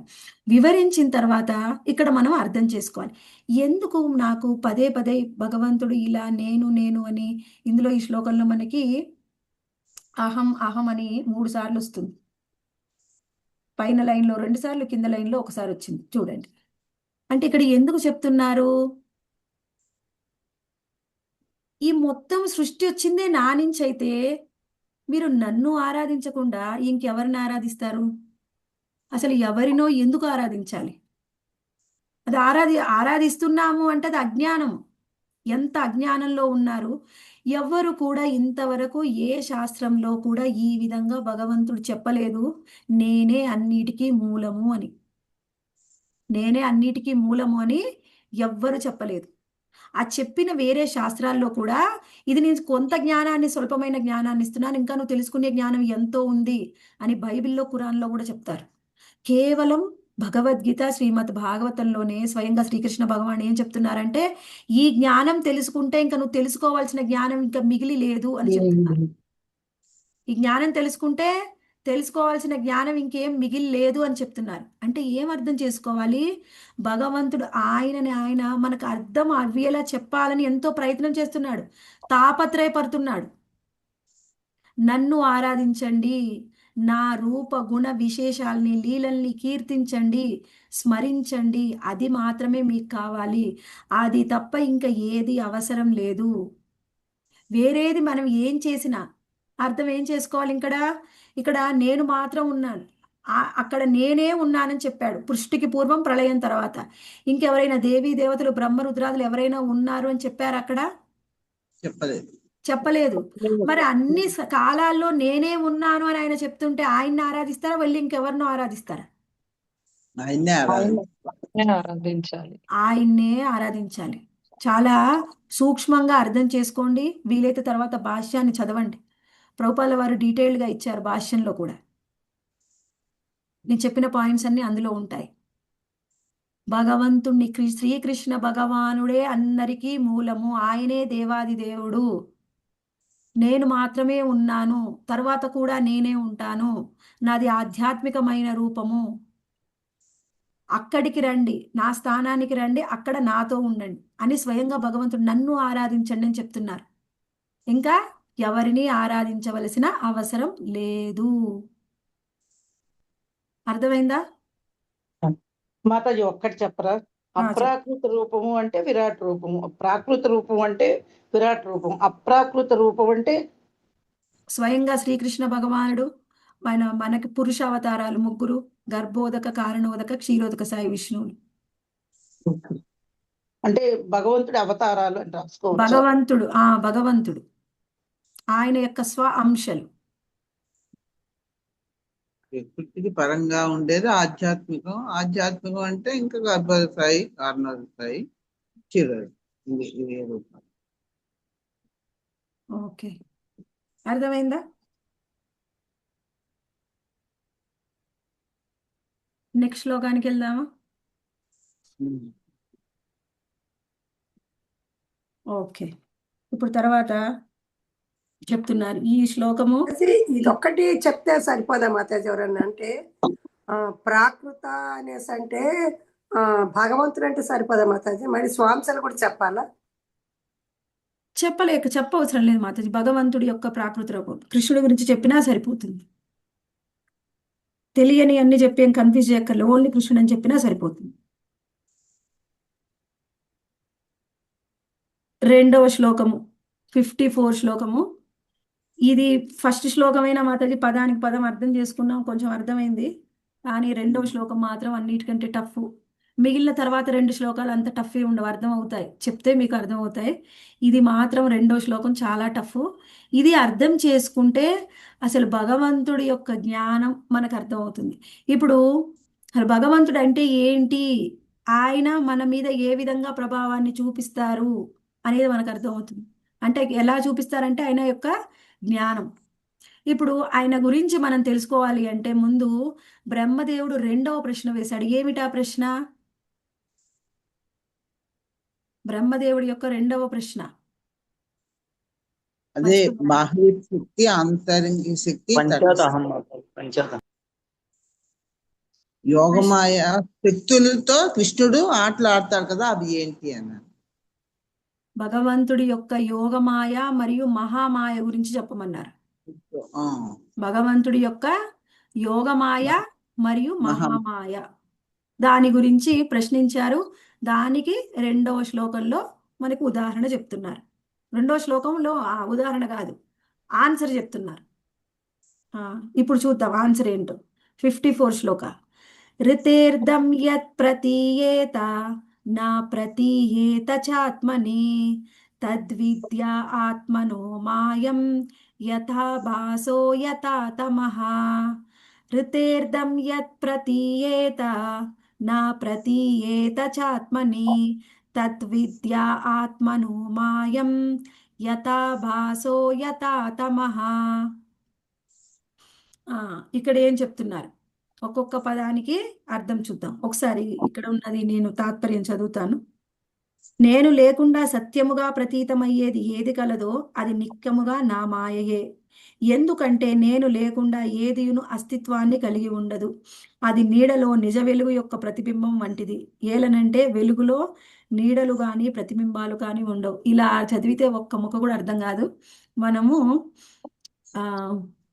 వర్డ్ బై వర్డ్ మీనింగ్ చూద్దాం. చూస్తే కొంచెం అర్థం అవుతుంది. ప్రయత్నం చేద్దాం. అంత ఈజీ మాత్రం కాదు.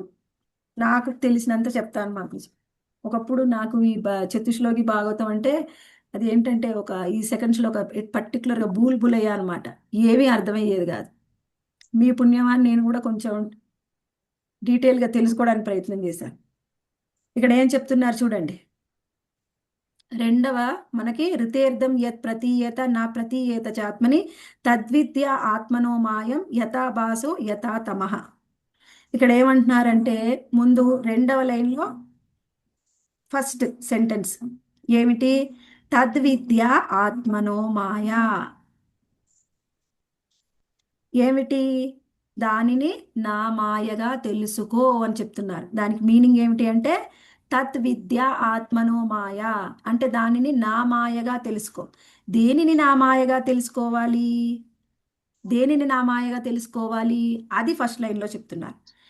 ఏంటి అంటే యత్ అంటే దేని వలన అయితే, యత్ అంటే దేని వలన అయితే, అర్థం అంటే సత్య వస్తువు. దేని వలన అయితే సత్య వస్తువు. ఋతేర్ధం ఇక్కడ ఏం చెప్తున్నారు? ఋతేర్ధం యత్ ప్రతీయేత దేని వలన అయితే సత్య వస్తువు ప్రతీతం కాదు. ప్రతీతం కాదు అంటే ఏమిటి? కనిపించదు అని చెప్పుకోవచ్చు. అర్థం చేసుకోలేము.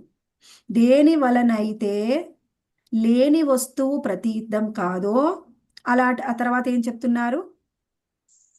ప్రతీయేతచ. ప్రతీయేతన అంటే అర్థం కాదు, ప్రతీతం కాదు. ప్రతీయేతచ అంటే ప్రతీతం అవుతుంది. దేని వలన అయితే సత్య వస్తువు ప్రతీతం అవుతుందో దానిని తద్విద్య ఆత్మనో మాయం అంటే దానిని నా మాయగా తెలుసుకో అని చెప్తున్నారు. దానిని నా మాయగా తెలుసుకో అని చెప్తున్నారు. ఆ తర్వాత ఏమంటున్నారు? అర్థమైందండి? మళ్ళీ ఒకసారి చెప్పనా?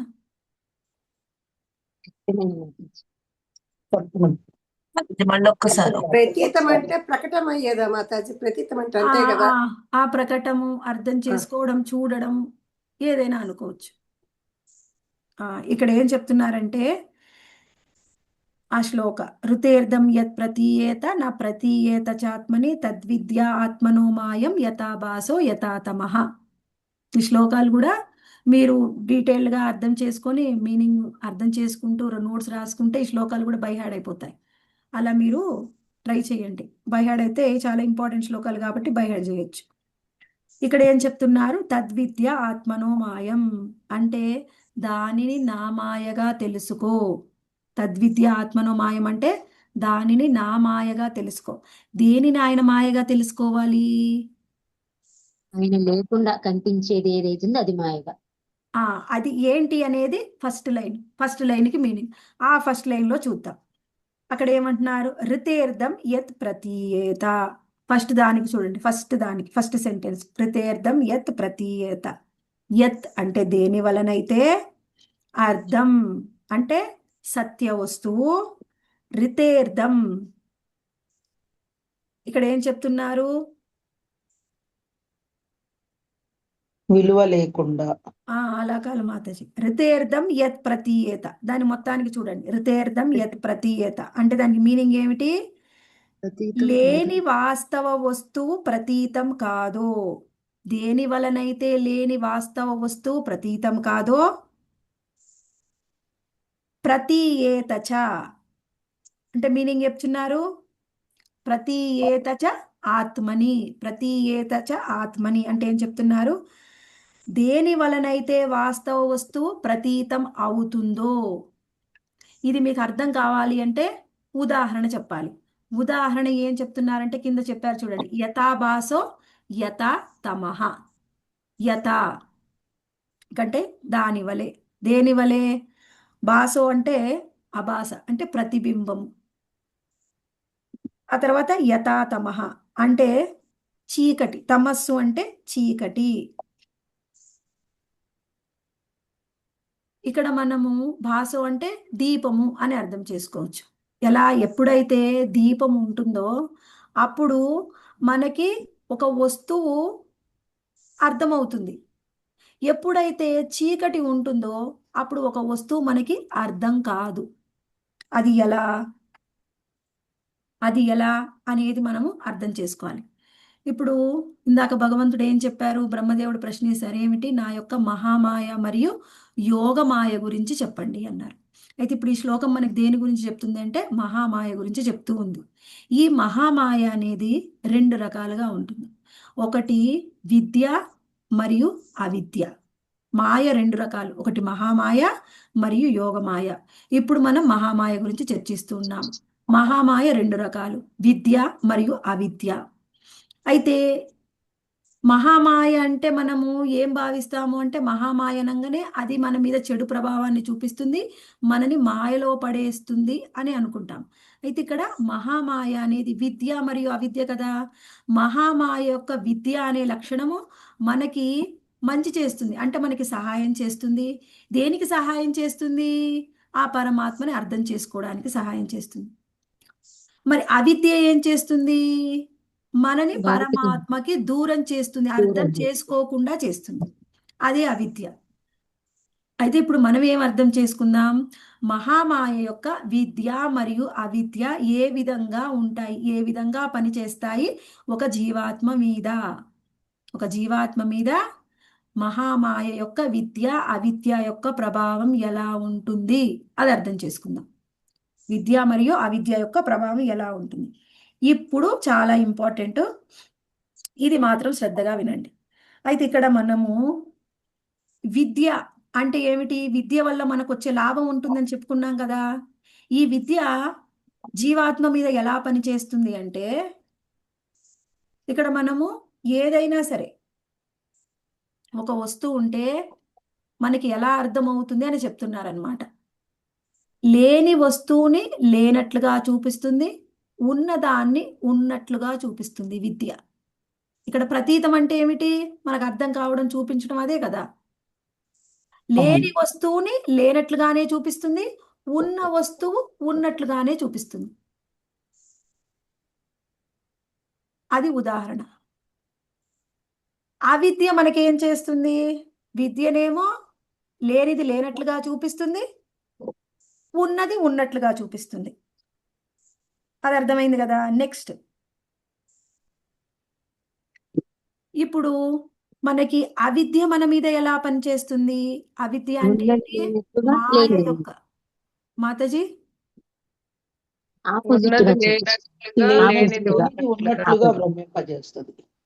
ఇది రాసుకోండి. నేను ఇప్పటికి 4 సార్లు చెప్పాను. ఇప్పటికి మీరు రాయొచ్చు. లేనిది లేనట్లుగా, ఉన్నది ఉన్నట్లుగా మనకి ప్రతీతం అవుతుంది అంటే చూపిస్తుంది. విద్య. అది మాయ యొక్క విద్యా లక్షణం. విద్య మన మీద ఆ విధంగా ప్రభావం చూపిస్తుంది. ఇప్పుడు మనం చూద్దాము మాయ యొక్క అవిద్యా లక్షణం. అంటే మాయ యొక్క అవిద్య మన మీద ఎలా ప్రభావం చూపిస్తుంది అది చూద్దాం. మాయ యొక్క అవిద్య మన మీద ఎలా ప్రభావం చూపిస్తుందంటే ఉన్నది లేనట్లుగా, లేనిది ఉన్నట్లుగా మనకు చూపిస్తుంది. అవును. దేనికోసం ఇవంతా చూపించడం? దేనికోసం అంటే ఆ పరమాత్మ స్వయంగా భగవంతుడు ఆయనని తెలుసుకోవడంలో, ఆయనని అర్థం చేసుకోవడంలో, ఆయన జ్ఞానం పొందడంలో.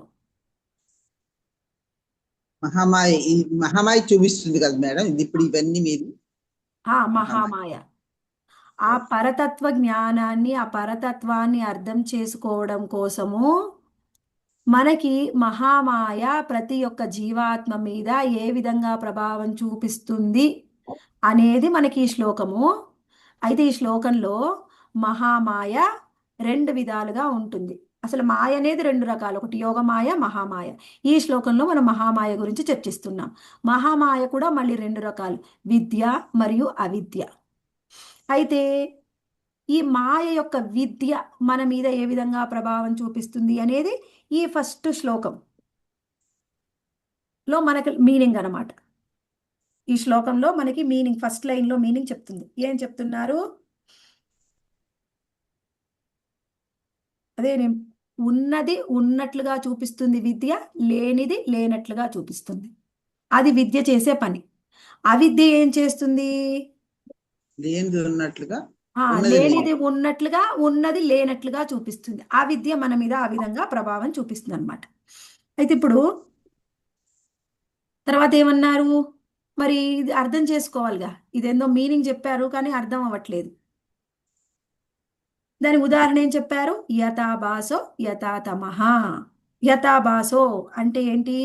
ఉదాహరణకి భాసం అంటే ప్రతిబింబం. ఎలా వస్తుంది ప్రతిబింబం? దీపం వలన, వెలుగు వలన వస్తుంది. ఇక్కడ వెలుగు మన మీద ఎలా ప్రభావం చూపిస్తుంది? వెలుగు అంటే విద్య. వెలుగు అంటే విద్య. ఇప్పుడు మనకి మన ఇంట్లో ఒక దీపం వెలిగించారనుకోండి. దీపం వెలిగిస్తే ఏం జరుగుతుంది? మన రూమ్లో ఏమేమి ఎక్కడ ఉన్నాయి, ఎలా ఉన్నాయి అన్నీ మనకి చూడగానే అర్థమవుతాయి. ఇగో నా రూమ్లో ఇక్కడ ఇది ఉంది, ఇక్కడ ఇది ఉంది, ఇక్కడ ఇది ఉంది అని కనిపిస్తుంది. అంటే ఏం చూపిస్తుంది? ఉన్నది ఉన్నట్టుగా చూపిస్తుంది. దీపం వెలిగిస్తే వెలుగు వస్తుంది. అదే విద్య మనకి గదిలో ఉన్న ప్రతి ఒక్కటి కూడా ఉన్నది ఉన్నట్టుగా చూపిస్తుంది.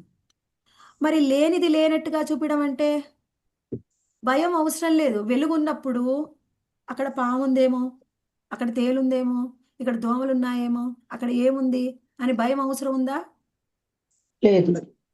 అంటే లేనిది లేనట్లుగా చూపిస్తుంది. మననేం భయపెట్టదు. ఎందుకంటే కనిపిస్తుంది కదా, లైటింగ్ ఉంది. లైటింగ్ ఉంది. అదే విద్య. మనము ఎక్కడ ఉన్నామో అక్కడ ఉన్నది ఉన్నట్లుగా చూపిస్తుంది వెలుగు, దీపము. లేనిది లేనట్లుగా చూపిస్తుంది. అలా చూపిస్తే ఇంకా మనకి భయము అనేది అవసరం లేదు. ఎవరికైతే విద్య ఉంటుందో వాళ్ళు దేనికి భయపడాల్సిన అవసరం లేదు. అంటే మనకి భయాన్ని దూరం చేస్తుంది విద్య. మనకి ఏం దూరం చేస్తుంది? విద్య భయాన్ని దూరం చేస్తుంది. నెక్స్ట్ యథా తమః. ఉదాహరణ అవిద్యకి, మాయ యొక్క అది ఏమిటి? మహామాయ యొక్క అవిద్యకి ఉదాహరణగా యథా తమః అంటే చీకటిని చూపిస్తున్నారు. చీకటి ఎలా? మనము ఎక్కడైనా తెలియని ప్రదేశము, ఎక్కడైనా కొత్త ప్రదేశానికి వెళ్ళాం, లేకపోతే ఒక అడవికి వెళ్ళాం అనుకోండి, పెద్ద ఎక్కువ చెట్లున్నాయి. అప్పుడు చీకటిగా ఉంది, వెలుగు లేదు. అసలు అడవి దాకా అవసరం లేదు. మన ఇంట్లోనే చీకటి ఉంటే భయం వేస్తుంది. ఎక్కడ ఏముందో తెలియదు. ఎక్కడైతే చీకటి ఉంది అప్పుడు ఏం జరుగుతుంది? లేనిది ఉన్నట్లుగా చూపిస్తుంది. లేనిది ఉన్నట్లుగా అంటే అక్కడ ఏదో కదలిక వస్తుంది, మరి అక్కడ ఏమైనా పాము ఉందేమో. అక్కడ ఏదో కదులుతుంది, అక్కడ ఏదైనా పులుందేమో మనకు కనిపించట్లేదు కదా. అందుకని మనము ఏదో ఊహించుకొని భయపడతాం. అంటే లేనిది ఉన్నట్లుగా చూపిస్తుంది చీకటి. ఏ తాడు చూసినా పాము అనుకుని భయపడే విధంగా. తాడు కూడా అవసరం లేదు, ఏదో ఒకటి లేనిది ఉన్నట్టుగా భావిస్తూ ఉంటాం. మరి ఉన్నది లేనట్లుగా చూపిస్తుంది అంటే మనకు అవసరమైంది కూడా ఏమైనా ఉండొచ్చు అక్కడ. మనకి అవసరమైంది కూడా ఏదైనా ఉండొచ్చు. ఇప్పుడు మన అడవిలోనే ఉన్నాము, లేనిది భయం వేస్తుంది, కానీ ముందే ఒక ఇల్లు ఉంది, ఆ ఇల్లు కూడా ఒక చెట్టు మీద ఉందనుకోండి, అక్కడ ఉంది, కానీ మనం చూస్తేనే కదా మనకు కనిపించేది. చీకట్లో ఉంటే కనిపిస్తుందా? కనిపించదు. అప్పుడు ఉన్నది కూడా లేనట్లుగా అనిపిస్తుంది, ఉన్నది కూడా లేనట్లుగా అనిపిస్తుంది. అదే విషయాన్ని ఇక్కడ చెప్తున్నారనమాట ఈ శ్లోకంలో. ఇదంతా ఎలా? ఇదంతా మనకి ఒక ఉదాహరణగా చెప్పారు. ఇప్పుడు నేనేం చెప్పాను, ఎవరు చెప్తారు? ఇప్పుడు మనం ఏం అర్థం చేసుకున్నామంటే ఈ శ్లోకం మొత్తం కూడా భగవంతుడి యొక్క యోగమాయ మహామాయ గురించి ఆయన ప్రశ్నించారు. ఇందులో మనకి మహామాయ గురించి ఇప్పుడు చర్చిస్తున్నాము. మహామాయ అనేది 2 విధాలుగా ఉంటుంది. ఒకటి విద్య మరియు రెండవది అవిద్య. విద్య అంటే వెలుగు అని చెప్పుకోవచ్చు, వెలుగు, జ్ఞానము ఏదైనా. అప్పుడు ఇదే విద్య మన మీద ఎలా ప్రభావం చూపిస్తుంది అంటే ఉన్నది ఉన్నట్లుగా చూపిస్తుంది, లేనిది లేనట్లుగా చూపిస్తుంది. అంటే మనకి భయం అనేది ఉండదు, మనని భయాన్ని నుంచి దూరం చేస్తుంది. అదే మహామాయ యొక్క అవిద్య మన మీద ఎలా ప్రభావం చూపిస్తుంది జీవాత్మ మీద అంటే లేనిది ఉన్నట్లుగా, ఉన్నది లేనట్లుగా చూపించి మనని భయపెడుతుంది. ఎందుకంటే చీకటి మనకి ఏం అర్థం కాదు కాబట్టి మనని కన్ఫ్యూజ్ చేస్తుంది అనమాట. అది మనము ఇప్పుడు తెలుసుకున్నాం. 9:30 అయిపోయింది, 7:30, 1 hour 15 minutes అయింది. ఇది జీవాత్మ మీద ఎలా ప్రభావం చూపిస్తుంది? ఇప్పుడు మనం ఉదాహరణగా చెప్పుకున్నాం, శ్లోకం యొక్క మీనింగ్ చెప్పుకున్నాం. ఇది జీవాత్మ మీద ఎలా ప్రభావం చూపిస్తుంది అనేది చెప్పుకునే ముందుగా మీకు ఏమన్నా అర్థమైందా? అది చెప్పనా, లేకపోతే నెక్స్ట్ వీక్ చెప్పుకుందామా? ఎవరు మాట్లాడట్లే? ఇంకో పావు గంట చెప్పొచ్చు మాతాజీ, ఇంకో పావు గంట చెప్పొచ్చు. ఇంకో పావు గంట చెప్పొచ్చు. ఓకే, మీకైతే అందరికి ఎస్ మాతాజీ, ఇప్పుడు అర్థమైంది మాతాజీ. ఓకే, అయితే మీరు చెప్పిన ఎగ్జాంపుల్ బాగుంది. అంటే చీకట్లో ఇల్లు ఉన్నా గానీ, ఒక వస్తువు గాని చీకట్లో ఒక ఇల్లు గాని ఉన్నా గానీ అవిద్య కారణంగా మనకేమి కనిపించదు కాబట్టి అది మనం చూడలేము. ఓకే, ఎవరైనా ఇప్పుడు నేను చెప్పింది చెప్పినట్టు చెప్తారా? మహామాయ యొక్క విద్య అవిద్య చెప్పండి మాతాజీ. నేను చెప్తాను మాతాజీ. మీరు ఇందాక చెప్పారు కదా భారతి మాత, ఇప్పుడు సుకోమల మాత చెప్పండి. చెప్పండి మాత. భగవంతుని యోగమాయ గురించి చెప్తున్నారు ఇక్కడ 2వ క్వశ్చన్ లో. ఫస్ట్ యోగమాయ కాదు, మహామాయ. సారీ మాతాజీ, మహామాయ గురించి చెప్తున్నారు. మహామాయ 2 రకాలు ఉంటుంది. విద్య అవిద్యగా చూపిస్తారు. విద్య వచ్చేసి లేని వస్తువు లేనట్టుగా చూపిస్తుంది, ఉన్న వస్తువును ఉన్నట్లుగా చూపిస్తుంది. అవిద్య వచ్చేసి ఉన్నది లేనట్లు, లేనిది ఉన్నట్లుగా చూపిస్తుంది. అంటే దీని గురించి మనం ఎలా అర్థం చేస్తాం, మన మీద ఏ విధంగా ప్రభావం చూపిస్తుంది అంటే విద్యను వెలుగు అంటారు, చీకటిని అవిద్య అంటారు. అంటే జ్ఞానం కూడా అనొచ్చు, అజ్ఞానం కూడా అనొచ్చు. ఒక వస్తువు ఉన్నదాన్ని ఉన్నట్టుగా లైట్ వేస్తే ఎలా మనకు ఉన్నది ఉన్నట్టుగా కనిపిస్తుందో దాన్ని విద్య అంటారు, అంటే జ్ఞానము మనం తెలుసుకుంటాము. అవిద్య అనేసి అంటే ఆ చీకటి, అంటే ఆ చీకటి అంటే అజ్ఞానము. మనకు ఆ చీకట్లో మనకి ఏదైనా వస్తువు ఉన్నా కానీ, ఒక ఇల్లు ఎగ్జాంపుల్ సపోజ్ ఒక ఇల్లు ఉన్నా, ఒక ఏదన్నా ఒక ఆర్టికల్ ఉన్నా కానీ మనకు ఆ చీకట్లో అవిద్య కారణంగా, అజ్ఞానం కారణంగా మనకు ఉన్న వస్తువును కూడా మనం చూడలేము. దాన్నే అది మన మీద ఈ విధమైన ప్రభావం ఉంటుంది, అవిద్య విద్య. ఓకే ఓకే మాతాజీ, పాయింట్ అర్థమైందిగా అండి? అర్థం చేసుకోవడానికి ఈ మహామాయ సహకరిస్తుంది అని కూడా చెప్పాలి. లేనిది ఉన్నట్లు కూడా చెప్పారు మాతాజీ. పరమాత్మను అర్థం చేసుకోవడానికి కూడా సహాయం చేస్తుంది కదా మహామాయ మనకి. అవును అవును మాతాజీ. పరమాత్మ యొక్క విద్య మనకి భగవంతుణ్ణి అర్థం చేసుకోవడానికి సహాయం చేస్తుంది. ఆ మాతాజీ, గీతా కుశల మాతాజీ, మీరేదో చెప్పారు. అదే మాతాజీ, అక్కడ లేనిది కూడా ఉన్నట్లు ఊహించుకుంటాం కదా, అది కూడా అవిద్య, అది చెప్పారు అని నేను మళ్ళీ ఒక పాయింట్ చెప్తాను. Okay okay okay. అయితే ఇక్కడ ఇప్పుడు అర్థం చేసుకుందాం. మనకి ఇది జీవాత్మ మీద ఎలా పనిచేస్తుంది నేను చెప్తాను మామూలుగా. అర్థమైతే ఓకే, లేకపోతే నెక్స్ట్ వీక్ మాత్రం నేను ఒక సింపుల్గా డ్రా చేసి చూపిస్తాను పేపర్ మీద. అది ఇక్కడ చూద్దాం. ఇప్పుడు జీవాత్మ మీద ఎలా ప్రభావం చూపిస్తుంది ఈ యొక్క మహామాయ అనేది మనం చూసుకోవాలి. జీవాత్మ అంటే మనము జీవాత్మ యొక్క లక్షణం ఏమిటి అని చూసుకోవాలి. జీవాత్మ కూడా సచ్చిదానంద స్వరూపం. భగవంతుడు ఎలా సచ్చిదానంద స్వరూపమో జీవాత్మ కూడా సచ్చిదానంద స్వరూపం. ఈ సచిదానంద స్వరూపమైన జీవాత్మ యొక్క లక్షణం ఏమిటి? సత్ చిత్ ఆనందము. సత్ అంటే శాశ్వతము, శుద్ధమైనది. చిత్ అంటే జ్ఞానపూర్ణమైనది. ఆనందం అంటే ఆనందమయమైనది. జీవాత్మకు ఉండే లక్షణము సచిదానంద స్వరూపము. అదేమిటి? శుద్ధమైనది మరియు శాశ్వతమైనది, ఆ తర్వాత జ్ఞానపూర్ణమైనది మరియు ఆనందమయమైనది. ఈ 3 లక్షణాలు జీవాత్మకు ఉంటాయి సచిదానంద స్వరూపం. అయితే ఈ జీవాత్మకున్న ఈ లక్షణం ఉన్నా కానీ మనం ఏం చేశామంటే ఫస్ట్ నుంచి కూడా ఈ జీవాత్మ భగవంతుణ్ణి అర్థం చేసుకోకుండా ఉంది. ఎలా? దేని వలన అంటే అవిద్య వలన. మనకు జ్ఞానం లేదు కాబట్టి మనం భగవంతుణ్ణి అర్థం చేసుకోవట్లేదు. అసలు భగవంతుడు ఎవరు, భగవంతుడికి మనకు ఉన్న సంబంధం ఏమిటి అనేది అర్థం చేసుకోలేని స్థితిలో ఉన్నాం. ఎప్పటి నుంచి అంటే ముందు నుంచి, ఎప్పటి నుంచి, ఎప్పుడైతే సృష్టి ఆరంభం నుంచి భగవంతుడు ఉన్నాడో అప్పటి నుంచి కూడా జీవాత్మలు ఉన్నాయి. దీనికి ఆది అనేది లేదు. జీవాత్మకైనా భగవంతుడికైనా ఆది అనేది లేదు. మొదటి నుంచి కూడా దీది ఈ విధంగానే ఉందన్నమాట. ఈ జీవాత్మ భగవంతుడి గురించిన జ్ఞానం లేదు. అప్పుడు ఈ మహామాయ ఏం చేస్తుంది? మహామాయ ఎవరికైతే అర్హత ఉందో వాళ్లకు మాత్రమే సహాయం చేస్తుంది. అర్హత లేని వాళ్ళనేమో అవిద్యలో పడేస్తుంది. అర్హత ఉన్న వాళ్ళకేమో విద్యనిస్తుంది. అయితే అవిద్య ఏమిచ్చింది? మనకి ఇంకా అజ్ఞానాన్ని ఇచ్చింది.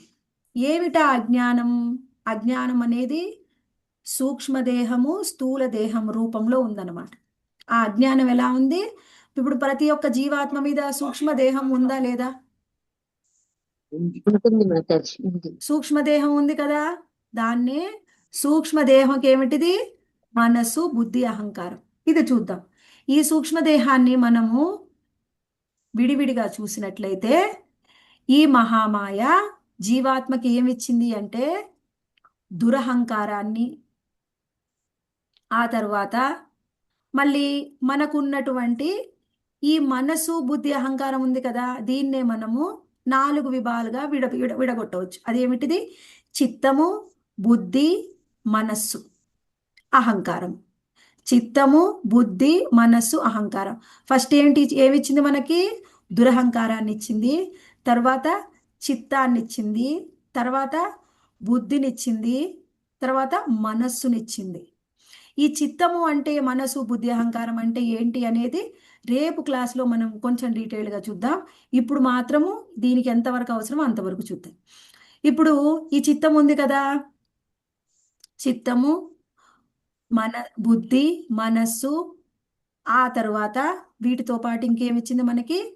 స్థూల దేహాన్ని కూడా ఇచ్చింది. మనకి జీవాత్మ మీద సూక్ష్మ దేహం ఉంది, పైన స్థూల దేహం ఉంది కదా. స్థూల దేహాన్ని కూడా ఇచ్చింది. స్థూల దేహం ఇచ్చిన తర్వాత ఎన్నో విషయేంద్రియాలను ఇచ్చింది. అంటే ఇంద్రియాలకి ఇంద్రియ విషయాలను ఇచ్చింది. ఎన్ని ఇంద్రియ విషయాలు? ఎన్నో ఇంద్రియ విషయాలు. ఇవన్నీ జీవాత్మ, ఇవన్నీ లేయర్స్ అన్నమాట. ఎలా? ఇన్ని రకాల పొరలతోని మనం కప్పబడి ఉన్నాం. సూక్ష్మదేహము, స్థూల దేహము. ఈ స్థూల దేహానికి ఎన్నో ఇంద్రియాలు ఉన్నాయి కదా, ఆ ఇంద్రియాలను అట్రాక్ట్ చేయడానికి ఇంద్రియ విషయాలు. ఇలా అజ్ఞానం మనకి మహామాయ ఇచ్చింది. అయితే ఇప్పుడు ఈ మహామాయ యొక్క అవిద్య మన మీద ప్రభావం చూపిస్తే మనం ఎలా ప్రవర్తిస్తాము, విద్య మన మీద ప్రభావం చూపిస్తే మనం ఎలా ప్రవర్తిస్తాము చూద్దాం. ఇప్పుడు అవిద్య మన మీద ప్రభావం చూపిస్తే ఏం చేస్తాము ఇందులోనే చూద్దాం. ఏమిటి అవిద్య వలన మనం ఏం చేస్తాము? ఫర్ ఎగ్జాంపుల్, అవిద్య మనకి ఏం చేస్తుందంటే లేనిది ఉన్నట్లు చూపిస్తుంది, ఉన్నది లేనట్లు చూపిస్తుంది. అంతే కదా, లేనిది ఉన్నట్లు చూపించడం. ఏమిటిది లేదు? ఫర్ ఎగ్జాంపుల్, ఈ స్థూల దేహం ఉంది. స్థూల దేహానికి ఎన్నో రకాల లక్షణాలు ఉన్నాయి. మనకి ఎత్తుగా, పొట్టిగా, లావుగా, సన్నగా, తెల్లగా, నల్లగా ఇవన్నీ ఉన్నాయా? ఒక్కొక్కరు ఒక్కొక్క విధంగా ఉంటాం. ఎవరు పర్ఫెక్ట్గా ఉండం. అందరిలో అంత బాగుందంటే వాళ్ళకి ఏదో ఒక లోపం ఉంటుంది. భగవంతుడు అలా సృష్టించాడు. అయితే ఇప్పుడు ఏంటి? ఫర్ ఎగ్జాంపుల్, ఎవరైనా నేను ఎత్తుగా ఉన్నాను, నేను సన్నగా ఉన్నాను, లేకపోతే నేను లావుగా ఉన్నాను, ఇవన్నీ లక్షణాలు ఆత్మకు ఉన్నాయా, శరీరానికి ఉన్నాయా? శరీరానికి మాత్రమే. ఆత్మకు లేవు కదా. కానీ ఏమనుకుంటుంది, మనం ఏమనుకుంటాం? నేను లావుగా ఉన్నాను. అసలు జీవాత్మకి లావేంటి, సన్నమేంటి? జీవాత్మకు అసలు శరీరమే లేదు, అది ఆధ్యాత్మిక స్ఫులింగం.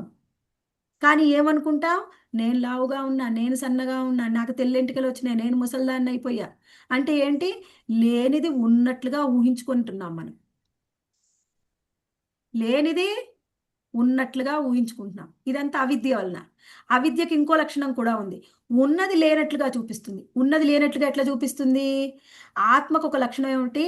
ఆనందపూర్ణమైనది. ఎప్పుడు ఆనందమయంగా, ఎప్పుడు ఆత్మానందంలోనే ఉంటుంది ఆత్మ కూడా. భగవంతుడు ఎలా ఉంటాడు ఆత్మానందంలో? ఎప్పుడు ఆత్మ కూడా ఉంటుంది. దానికి ఆ లక్షణం ఉంది. కానీ మనం ఏం చేస్తాము? ఈ భౌతిక లోకంలోకి వచ్చిన తర్వాత ఈ మనస్సు, బుద్ధి, ఇంద్రియాలు మనకి ఏం చేస్తాయి? ఏదో ఒక దుఃఖం. ఈ శరీరానికి ఈ కష్టం వచ్చింది, వాళ్ళు నన్ను అలా అన్నారు, ఇలా అన్నారు, నాకు ఆ కష్టం వచ్చింది, ఈ కష్టం వచ్చింది అని ఎప్పుడు కూడా దుఃఖపడుతూ ఉంటాం.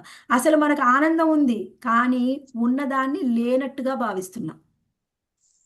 ఉన్నదాన్ని లేనట్టుగా భావిస్తున్నాం. అర్థమైందా? ఇది అవిద్య వలన. అవిద్య, ఎవరైతే ఒక సాధారణమైన వ్యక్తి, సాధారణమైన జీవాత్మ అవిద్యలో లేనిది ఉన్నట్లుగా భావిస్తాడు. లేనిది ఉన్నట్లుగా, ఈ శరీరానికి ఉండే అవగుణాలన్నీ నాకే ఉన్నాయని లేని ఉన్నట్లుగా భావిస్తాడు.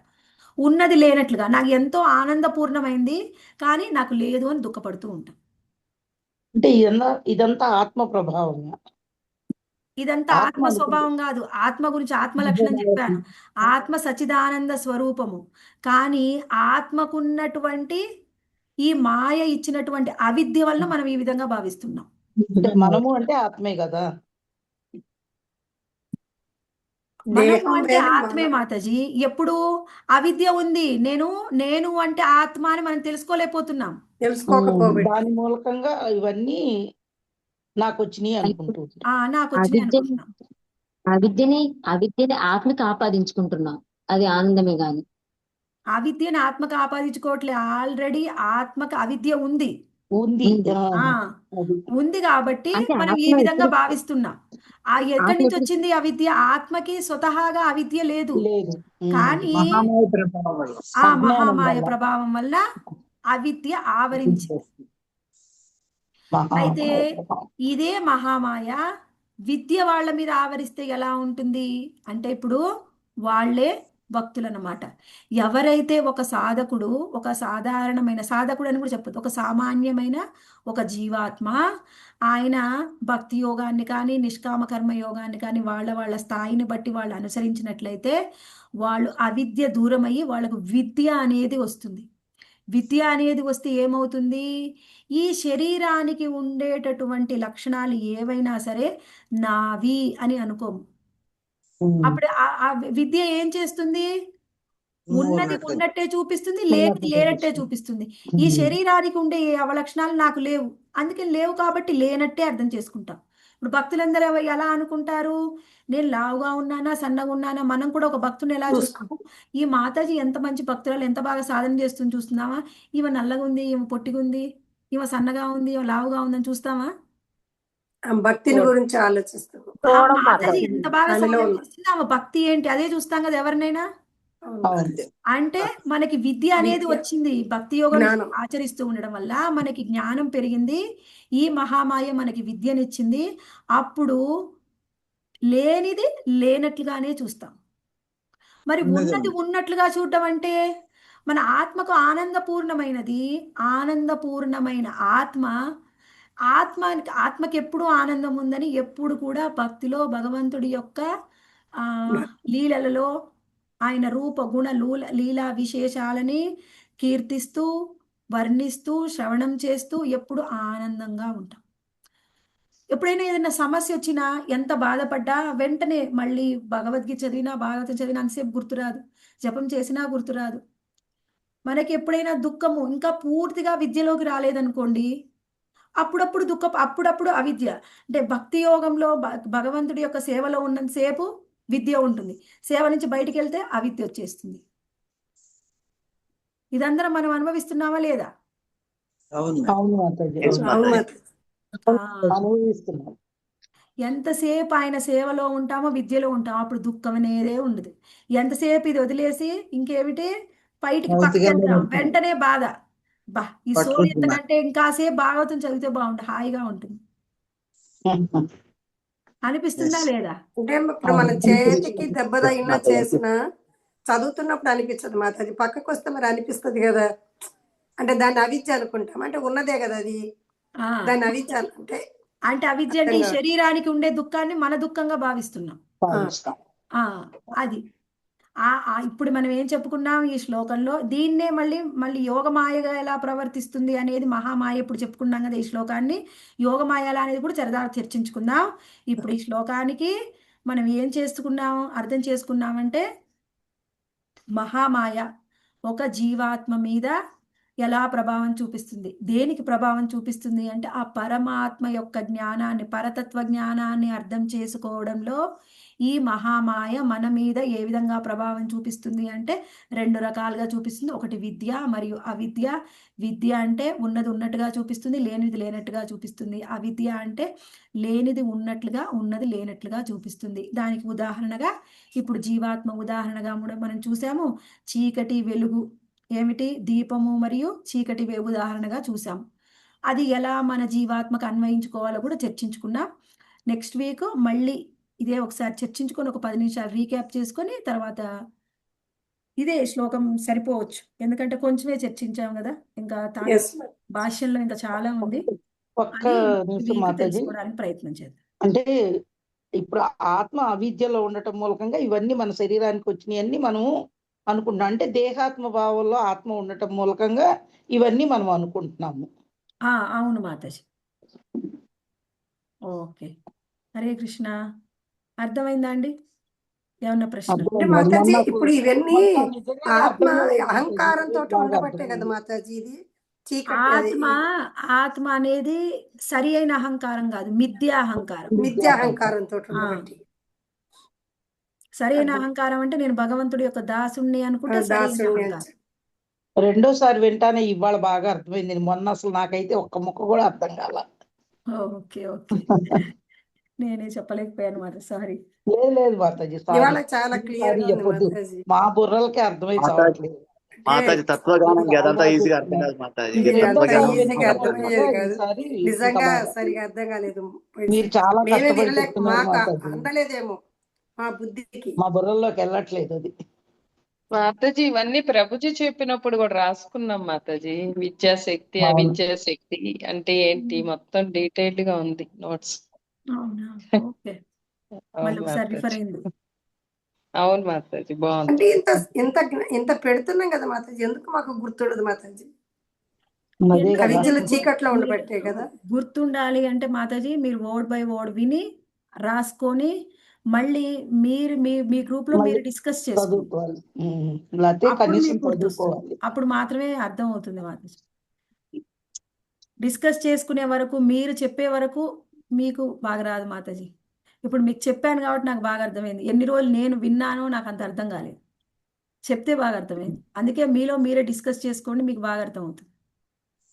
అర్థమైనట్టే ఉంటుంది, చెప్పకపోతే అర్థమైనట్టే ఉంటుంది కానీ ఉంటాయి మనసులో ఉంటాయి కానీ బయటికి చెప్పబోయేసరికి కన్ఫ్యూజన్ అయిపోతుంది. అవును సో అవును మా మాతాజీ. ఇట్లా సో చెప్పాలి, మా అవుట్ స్పోకెనింగ్ ఉండాలి బాగా. ఉమ్. సో ఆత్మ అసలైన అహంకారం నేను కృష్ణుడి యొక్క సేవకున్నాను అనుకుంటే అది విద్యని ఏర్పరచుకుంటుంది, విద్య కలిగినట్టు. Okay okay Mataji. చైతన్య హరే చరితామృతం జై, కృష్ణరాజ కవిరాజ గోస్వామికి జై. జై. జై